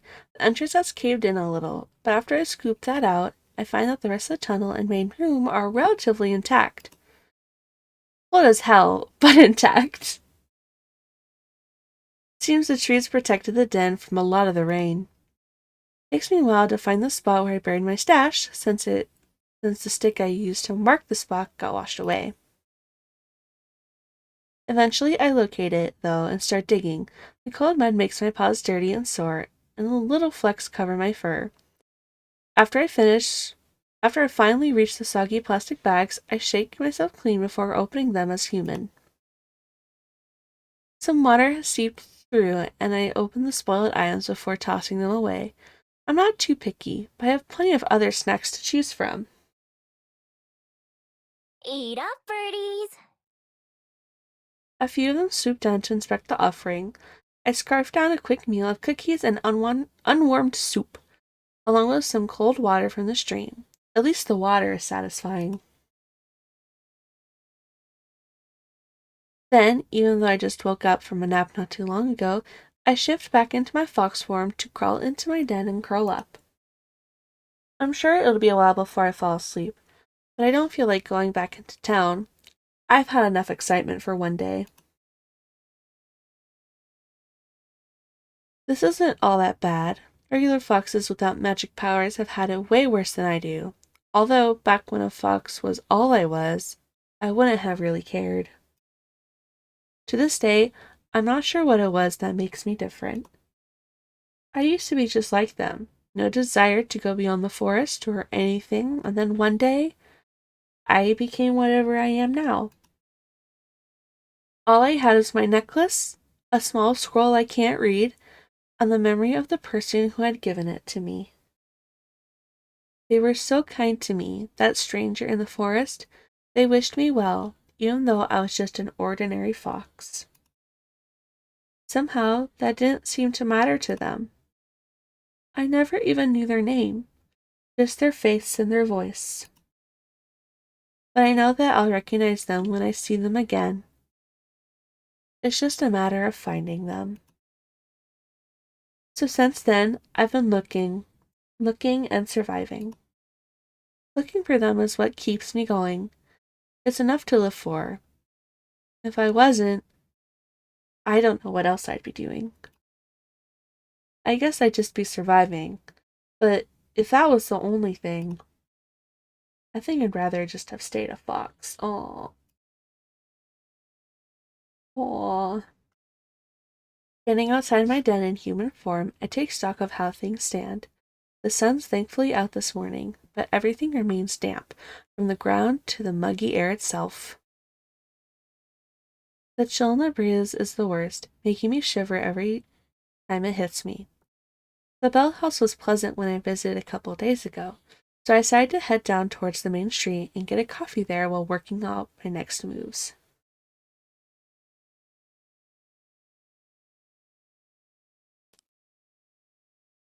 How do I know how far I am?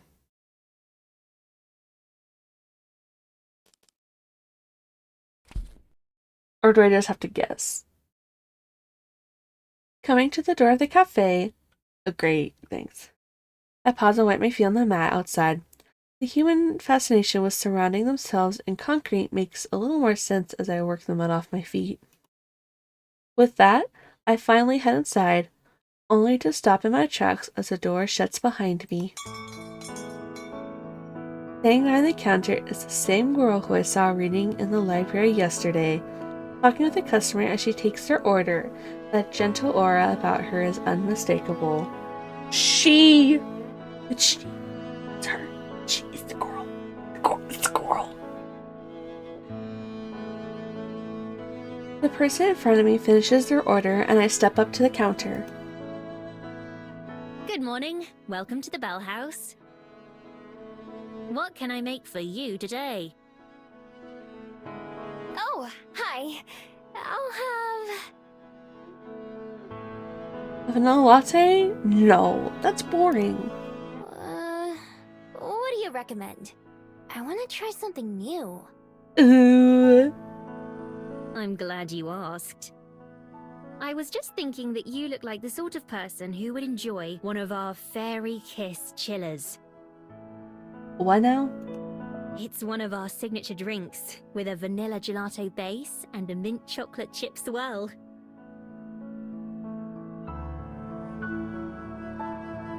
I was planning on getting something warm, but that does sound pretty good. Okay, give me one of those then. See, Yoshi, you really know she is cute. I know who you are.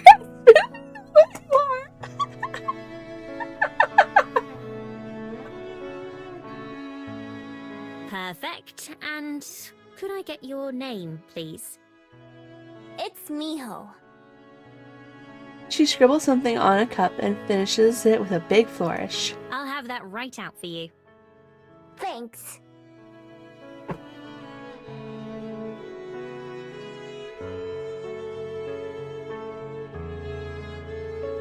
I pay and then go take the same seat as before, next to one of the windows. It's pretty empty in here again, so I can sit wherever I want.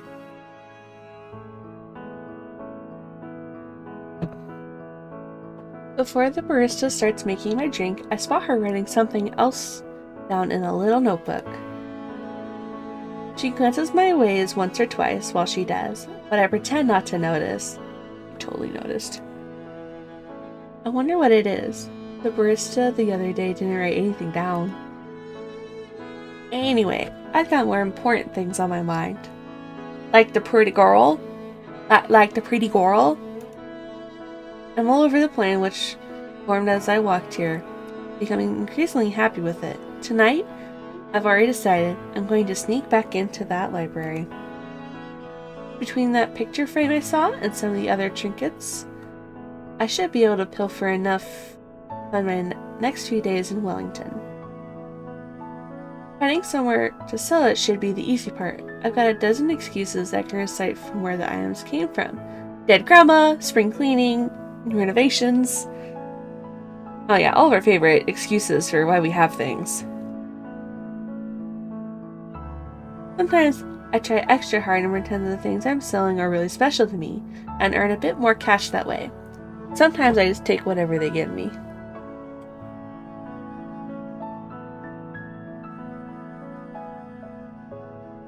Oh, I'm gonna sneeze.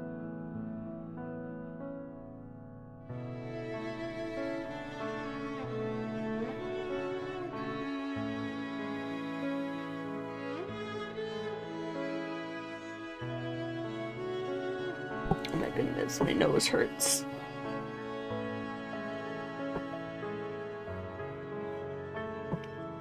After years of watching other humans do it and trying out myself, I've gotten good at pawning items off. I find myself idly watching the barista make my drink. While I do, I practice a disarming smile. All her movements are quick in practice, but she has the same faraway look in her eyes as I noticed yesterday. She looks up, and our eyes meet. I don't look away, and she turns pink before ducking away behind a machine out of sight. Huh. Weird girl. Yeah, weird girl. That's what's happening. Yeah. I turn my head around to look around the cafe. A butterfly outside catches my attention, so I watch that instead. It flutters back and forth, landing on a flower and resting its wings. Miho! Oh, my coffee's ready. I quickly get up and skip over to the counter. Cup in hand, she starts to head over to give it to me. But then several things happen at once. One of the little tassels on the pocket of her apron catches on one of the drawers behind the counter, and she jerks to a stop, eyes wide with surprise. And my drink tumbles out of her hand, landing on the counter with a wet glop sound as the ice cream splatters against it, sending mint green rivers of coffee everywhere. A few seconds pass where we just look at each other, neither of us quite sure what to do. And then she takes a deep breath. She looks so scared. Oh, baby, no! I am so sorry. I'll make you a replacement right away. Just give me 1 second and I'll have that ready for you. Oh. Her words spill out faster than the beverage, making it hard to even understand what she's saying. Her face is bright red as she spins back around and grabs another empty cup. And then she stops, hands hovering awkwardly. Wait, I should clean this up before it dries and starts to go bad. She hurries back to the mess, wiping at it with some napkins. She mops up as much as she can with one hand, then leaves the soggy paper on the counter while she starts to remake my drink. I'm really sorry. This is such an embarrassment. I don't know if she's talking to me or to herself. I freeze up for a second, looking for an appropriate response to an apology. I'm not used to people apologizing to me. Oh, it's fine. I'm not in a hurry. Instead, I sit back down at one of the tables and watch. She makes the drink twice as fast, then carries it very slowly to the counter, setting it down in a clean spot. This time, she takes a deep breath before speaking, like she's afraid she's going to mess that up too. All right, here's your drink. Again, I'm very sorry. Oh. This is your first time here, isn't it? I hope it doesn't leave a bad impression. Oh, she's so cute. Second, actually. Yesterday was the first time. How'd you know? I make an effort to remember as many of our customers as I can, as well as their favorite orders. Ooh. I believe you can learn a lot about a person from how they drink their coffee. Well, that's too bad for her, because she won't remember me at all next time. I take a big sip from the drink she made for me. It's creamy and rich and sweet all at the same time.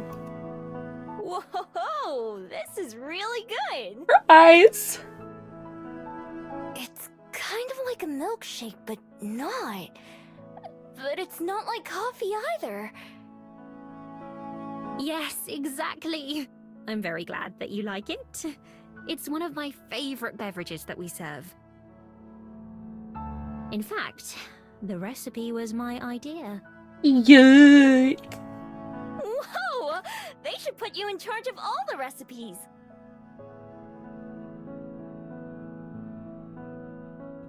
She smiles again, seeming like she'd gotten over the crisis of the spilled drink already. Thank you.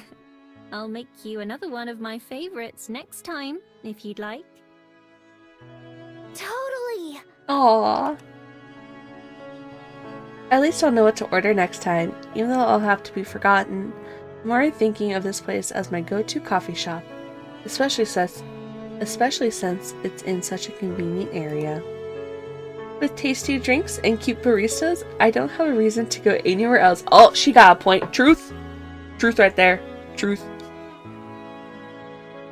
A knocking sound from the employee area gets both of our attention. Hey, Aspen, can you start another batch of croissants? Oh, sure. I'll be right there. She called back over her shoulder and then looks back at me briefly. Have a nice day, Miho. Ugh. You too. With a wave, she gathers the trash from the cleanup and throws that away before disappearing into the back. So her name is Aspen. That's a pretty name. I'll have to try to remember that.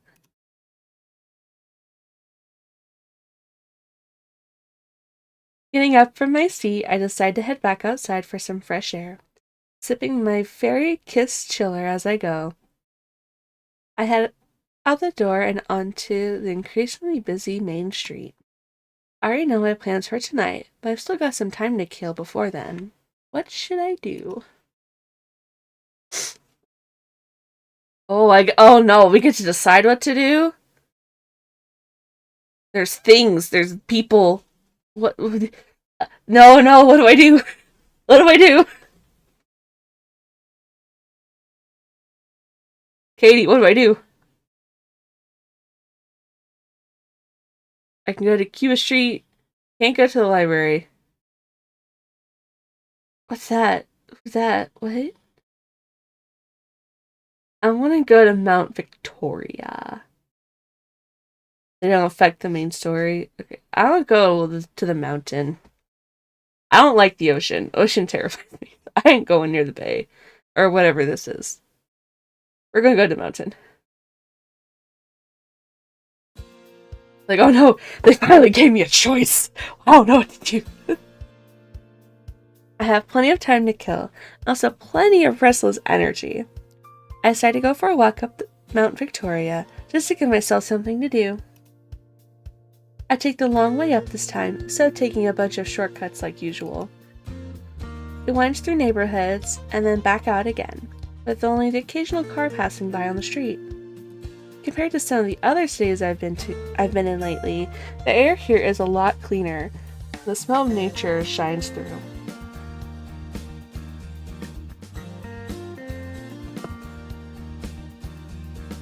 It can't compare to being out in the wild for real, of course, but it's nice not to be choking on exhaust fumes everywhere I go. The houses are weird though. Many of them sit up on tall legs, like giant bugs with windows for eyes.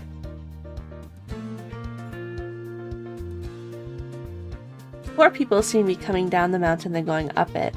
Lots of them zip past on bikes or skateboards, while others are jogging or just walking. This path is longer than I thought. About halfway up or so, there's a wooden bench just off to the side. It's occupied by a man with dark hair and big sunglasses. As I'm about to pass by, he waves. Well, hello, miss. Nice evening for a walk, eh? Huh? Is he talking to me? He must be, because there's no one else nearby. Chatting is usually not my thing, but for the moment, I appreciate the distraction. It sure is. glad the rain's gone. Oh, for now, yeah. It's never gone for long, though, is it? That's so. I'm new here. I didn't even think it would rain since it was so sunny the day before. Ho ho ho! You've gotta watch out for that around here. Mother Nature's real fickle these days. 1 minute you're on the pier, enjoying the sunshine. Next minute, whoosh! Oof. Storm clouds, as far as the eye can see. That's just welly for you, though. You live with the sunshine and the clouds. Where are you from, then?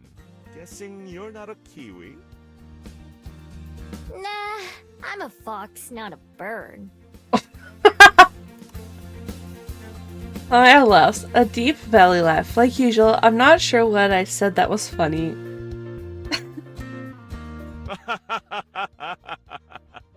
Not like that. Although those little guys are cute.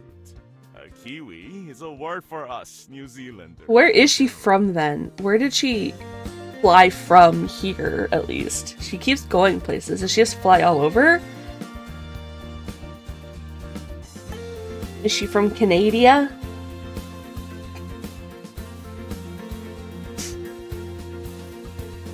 So it's a bird, a fruit, and people. You've got it. All three are delightful. But, like, where is she? I know she's going everywhere looking for info on her traveler. But does it talk about where she's, like, from? Where she was here before New Zealand? Am I going to find this out later, or do I have to go digging? Anyway, welcome to Wellington. I hope you're enjoying your time here in our little city. So far I am. I made my den here on the mountain. I've gotten coffee a few times. Okay. And I went to the library. It's not relevant. Well, I want to know! Devs, tell me. I want to know. What? Tell me, writers. I can really leave out my plans for the next time I'm in the library. Well, I can't say that's the usual tourist experience, but I'm happy to hear that it's working out for you. Staying long? Probably. I decided to come live here, but I'm still getting to know the place.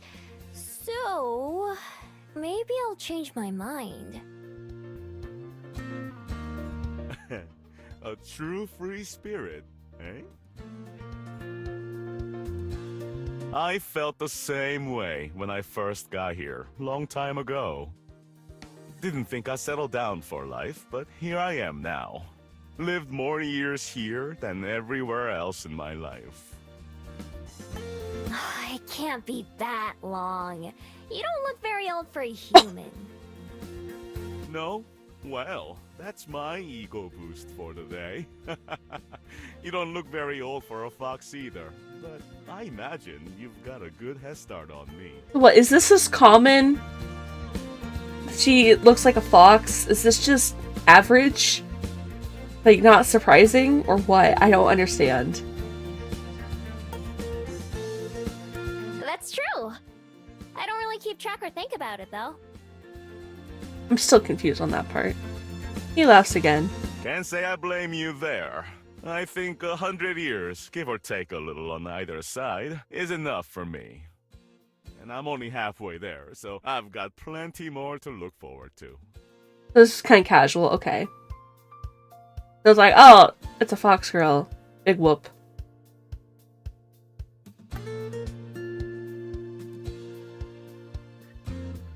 He stands up, but has to do it slowly. And sometimes I'm reminded of how many I've got under my belt already. Thank you for the chat, miss. I better get back to the water now and make sure young Min hasn't fallen into the ocean or anything. It's been a real pleasure talking with you, though. I hope you'll give our fair town a shot. Thanks. It was nice talking to you too. How's the volume on the game, Katie? You'll have to let me know. I wasn't sure. And I mean that for once. He just goodbye as he heads down some stone steps and I keep heading upward. Okay. I've never really thought about my age compared to humans. Humans don't matter to my lifestyle. I wasn't lying when I said I don't know how old I am. It's never been important. Places, relationships, memories, they just tie people down. I want to be everywhere. When I reach the top of the mountain, I take a deep breath of the crisp air. Wind blows my hair in every direction and I can't keep it out of my face. The wind is wild and goes wherever it wants. It doesn't answer to anyone. That's how I've lived my life too. A free spirit. That's what the man called me, and I like the sound of it. I can see the smudges of a few people down by the beach and on the pier. Is one of the man I just met? There's no way to know. From up here, they're just tiny little blips, impossible to tell apart from each other. Once I've had my fill of the view, it's time to get on the way again. I turn my back on the people and start making my way down once more.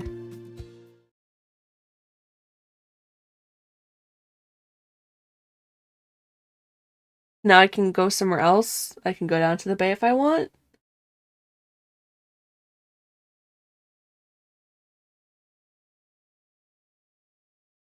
I guess we'll go to the bay. There's a quest. It's not far from where I am to the beach, so I decide to head down there. Passing through the city streets, I recognize some of this area from my first day here, when I was running from the Skyport guard. Whew. Glad that guard chased me in this direction, or I'd have never found the Bell House. And really, that's been the highlight of Wellington so far. When I get down to the beach, I take a moment to enjoy the salty sea air. From this level, it's impossible to tell where the ocean ends and where the open sky begins. I can see the skyport from where I am, the few older ships anchored in the harbor close by. While I'm admiring the view, a worried-looking lady comes up and waves for my attention. Hi, I'm looking for my son. He's about this tall and wearing a red sweater. His name's Tommy. Oh no! Nope. I haven't seen anyone like that. I just got here. Okay, thanks. She walks away in a hurry, looking right and left as she goes to ask someone else. Humans sure do have it rough. Since they can't smell or even hear most things, it's a wonder they don't get lost more often. I amble along the waterfront, watching all the people as I go. Like Cuba Street, there's a lot going on.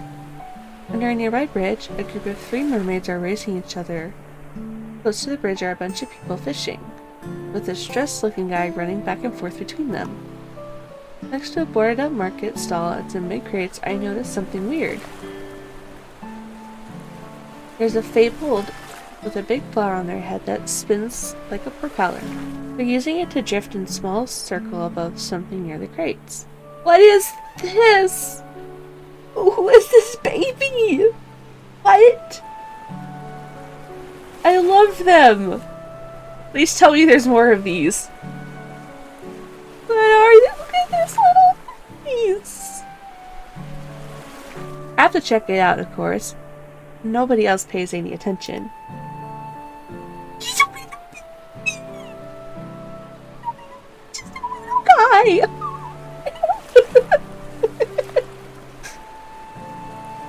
I wander over and take a look. The fabled stops spinning as I approach and gives me a helpless look, but doesn't say anything. On the other side of the crates, outside the path, there's a little boy sitting on the ground with his back to one of the wooden boxes. Are you Tommy? The kid jumps, totally surprised. Oops. He scrambles up and looks at me with wide eyes. How'd you know? Your mom's looking for you. She seemed pretty worried.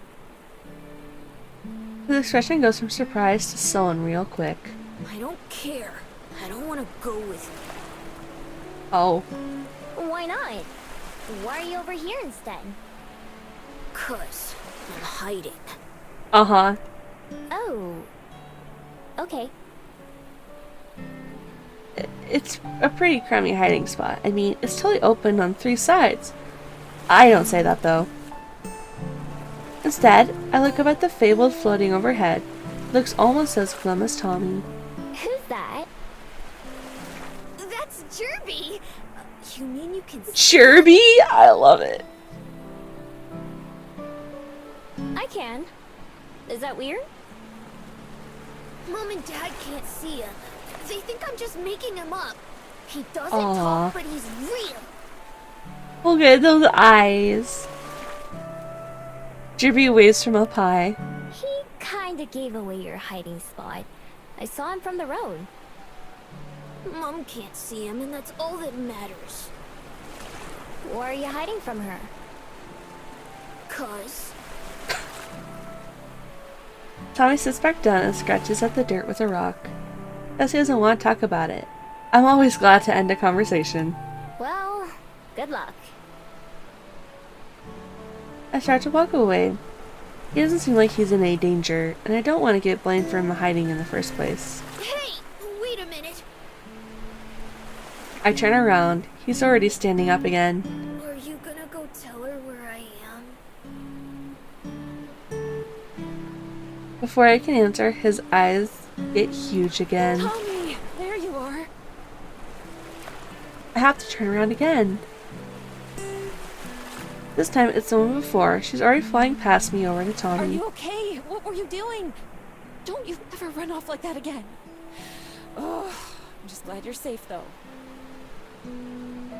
Her voice goes up and down between relief and angry.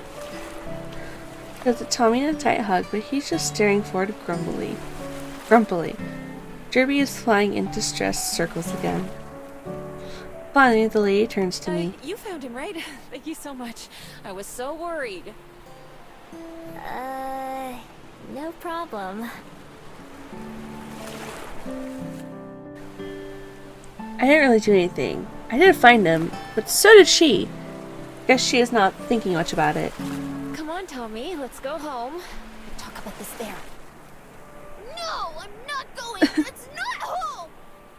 Aww. My ears flinch as he yells. He stamps his foot on the ground to make his point. Tommy, sweetie. Home is where it's you, me, and Dad.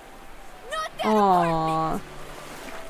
That's still your home too, but this, it's like your second Family home now. drama, let's go! No, it isn't.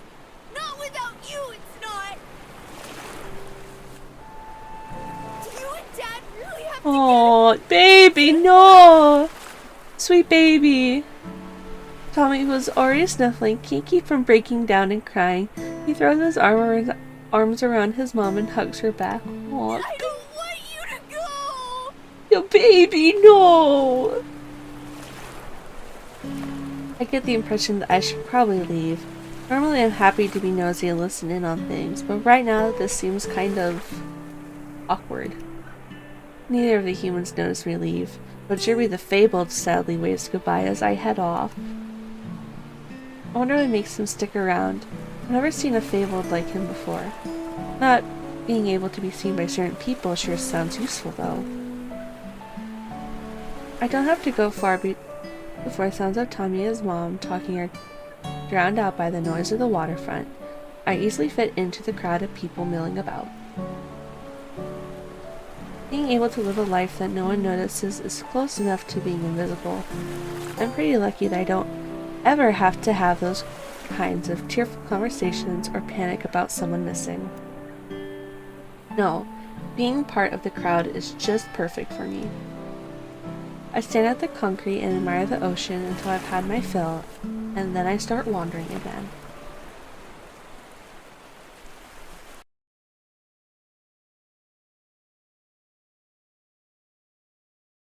I can go do other things, or do I have to go and do library? Is this library event me stealing stuff? I assume. Okay. I think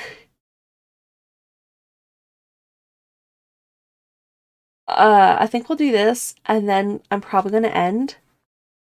Cause I eat. We're gonna go to the library now.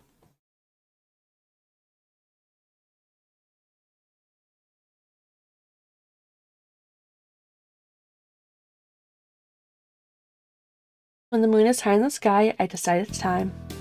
This is the perfect kind of night for me. There's not much wind, meaning I'll be able to hear or smell anyone approaching. It's a little too cloudy, which gives me some cover from the moonlight.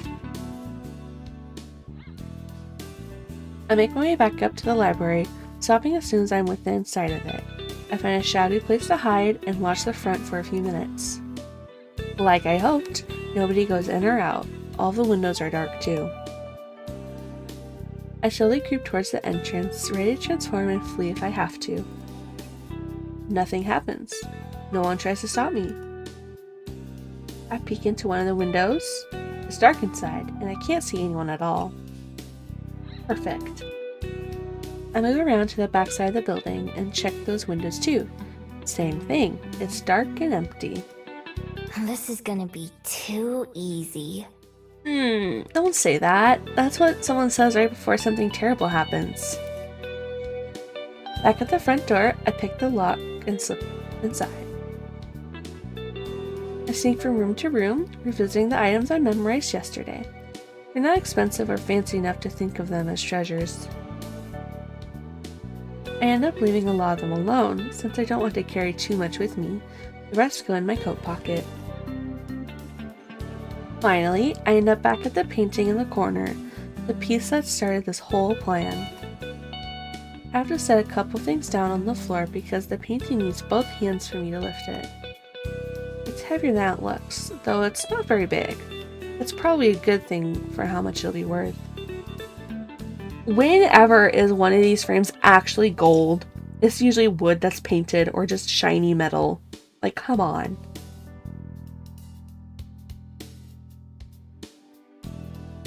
I have to jiggle it a couple times to get rid of the hook, but I manage.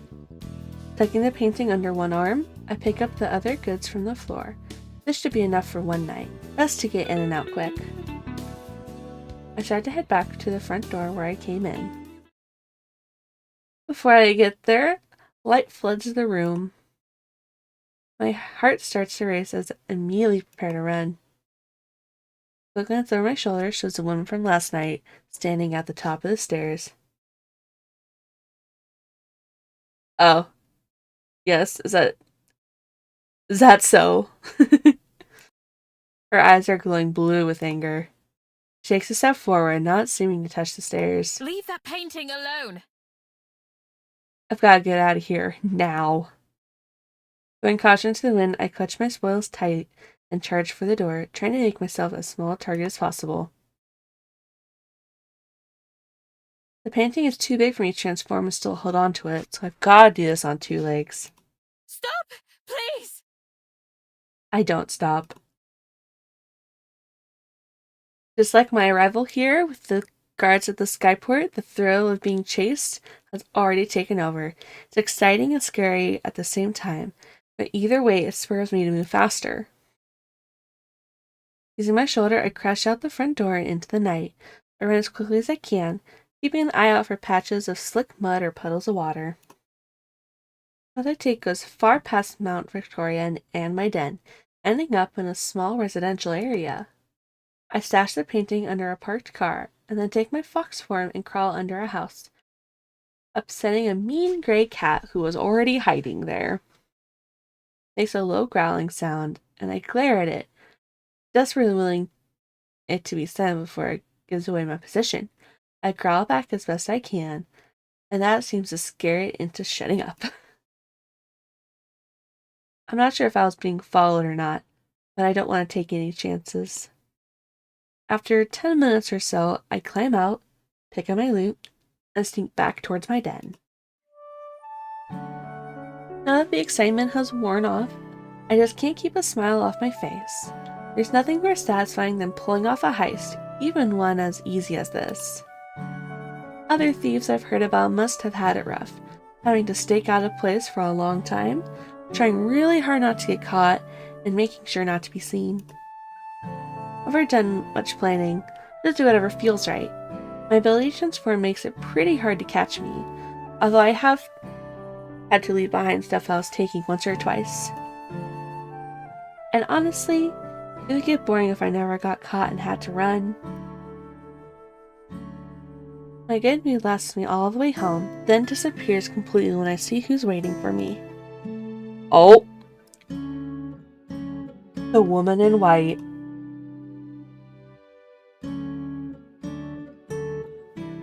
She stands just outside my den, looking like she doesn't care at all about the cold or the mud.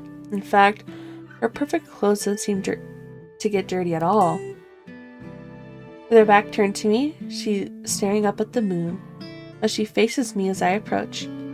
She has that same calm presence as when I first saw her, but I can see a mournful look in her eyes, which have gone back to brown instead of furious blue.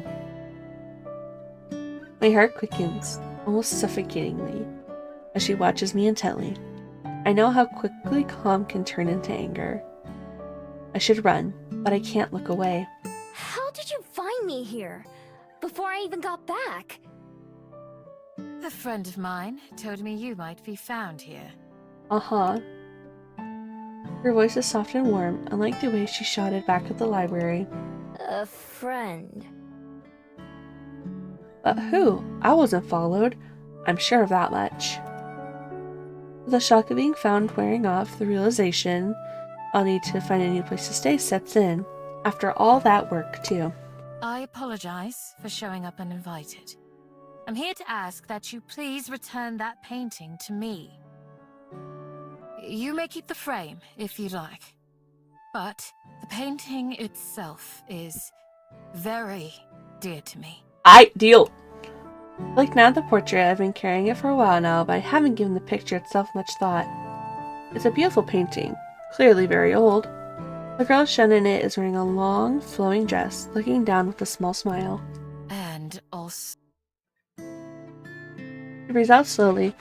My eyes narrow. It's the sound people make when they're acting calm but they're angry. Should you want it, I have an extra room available in my library, with a soft bed and a warm meal. You may stay as long as you wish. Dang. Huh? Huh? Nani? After I just tried to rob her, she's offering me a place to stay? Okay, now I know this must be a trap. There's no way. Although, same thing she asked me last night before I broke in. I'm sure she doesn't remember that. Why? Because I have more beds than I could possibly fill and more food than I could eat. If there is someone who wants or needs them, is it not appropriate to share these with them? Oh. Is it? I'm not sure what answer she wants to hear. She looks at me again, the same expression as it was at the library. Well, her offer does sound kind of tempting. I guess it's not like my place is as nice as yours. Not anymore, at least. Not after it rained and made half of it mud. I looked down at the painting again. If I sold it, it was just going to be so I could buy the same thing she's offering me. I still don't trust her. I've watched people enough to know better than that. There must be something she wants. But I don't think she wants to hurt me. She knows I don't have anything worth stealing. She's sure I pull something. I could just run away. It's only one night. I could come back and try again, or find someplace else to take from. I look down at the burrow past where she's standing. It looks less like a den and more like a pile of mud. Thought of sleeping there again practically makes the decision for me. Fine, I'll take it. She breathes out slowly again and smiles. Maybe that sound doesn't mean she's angry? Wonderful. I'm glad to hear it. Yippee! I should introduce myself properly. My name is Juliet. Juliet, May I ask hello. who is this? Miho. I've had to introduce myself twice in a day now. That has to be a new record. Well, Miho, it's a pleasure to make your acquaintance. Let's return to the library. I can carry the painting if you'd like, or you may hold on to it until we get there. I shrug. Here, feel free. She receives it very gently, and I quickly fall in beside her as we begin to walk back. To my relief, she doesn't try to make any conversation. Instead, she silently cradles the painting as we go. We get back to the library, the lights are off, and the door is still unlocked.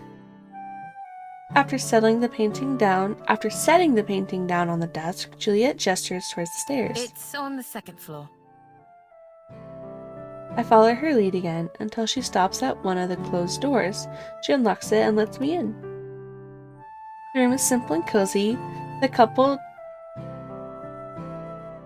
I said up.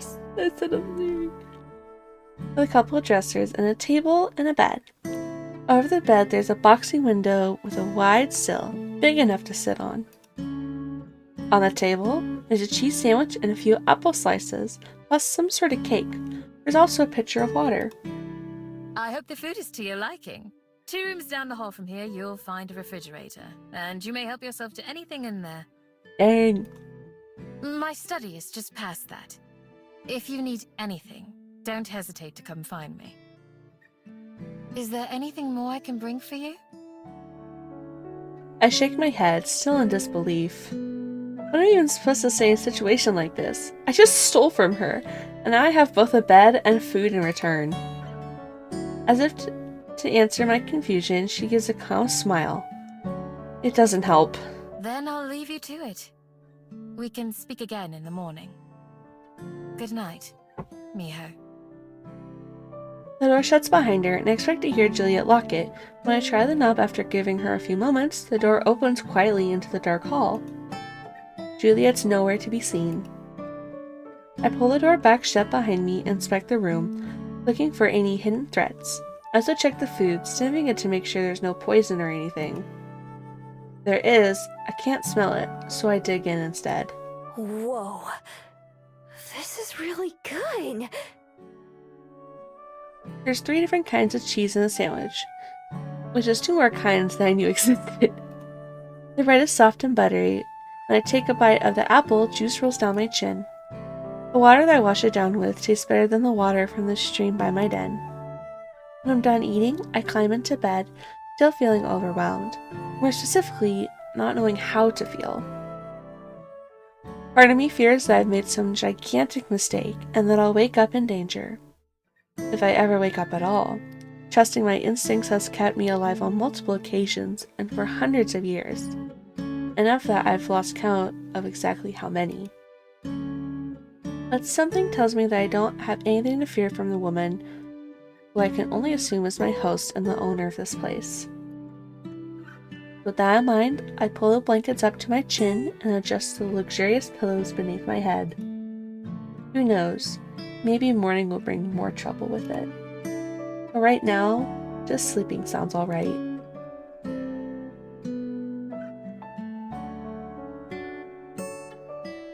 I wake up to the sound of birds chirping loudly outside. Blinking wearily, I prop myself up and look towards the warm sunlight beaming through the window. The sheets under my hand feel soft and dry. I kind of feel like this is a good place to pause because we're on a new day.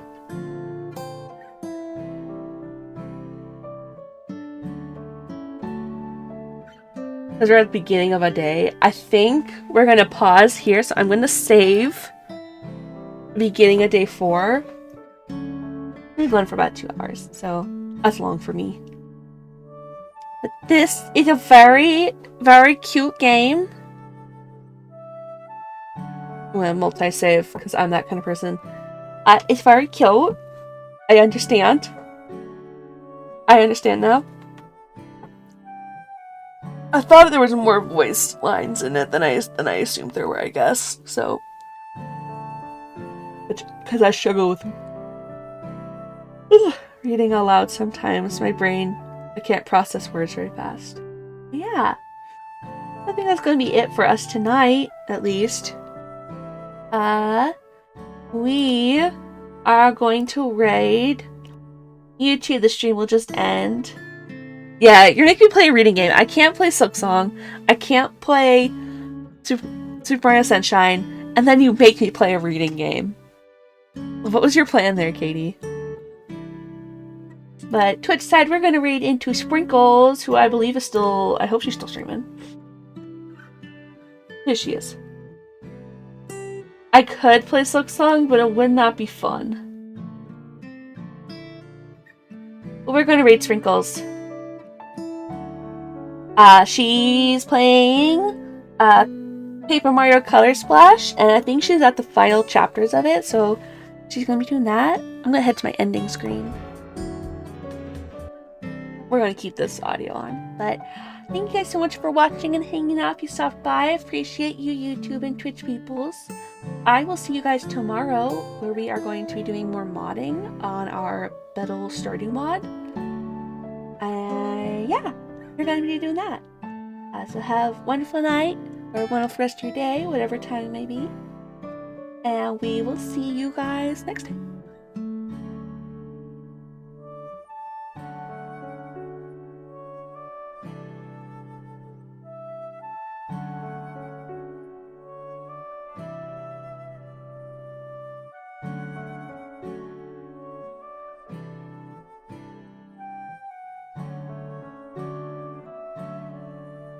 To making shorts.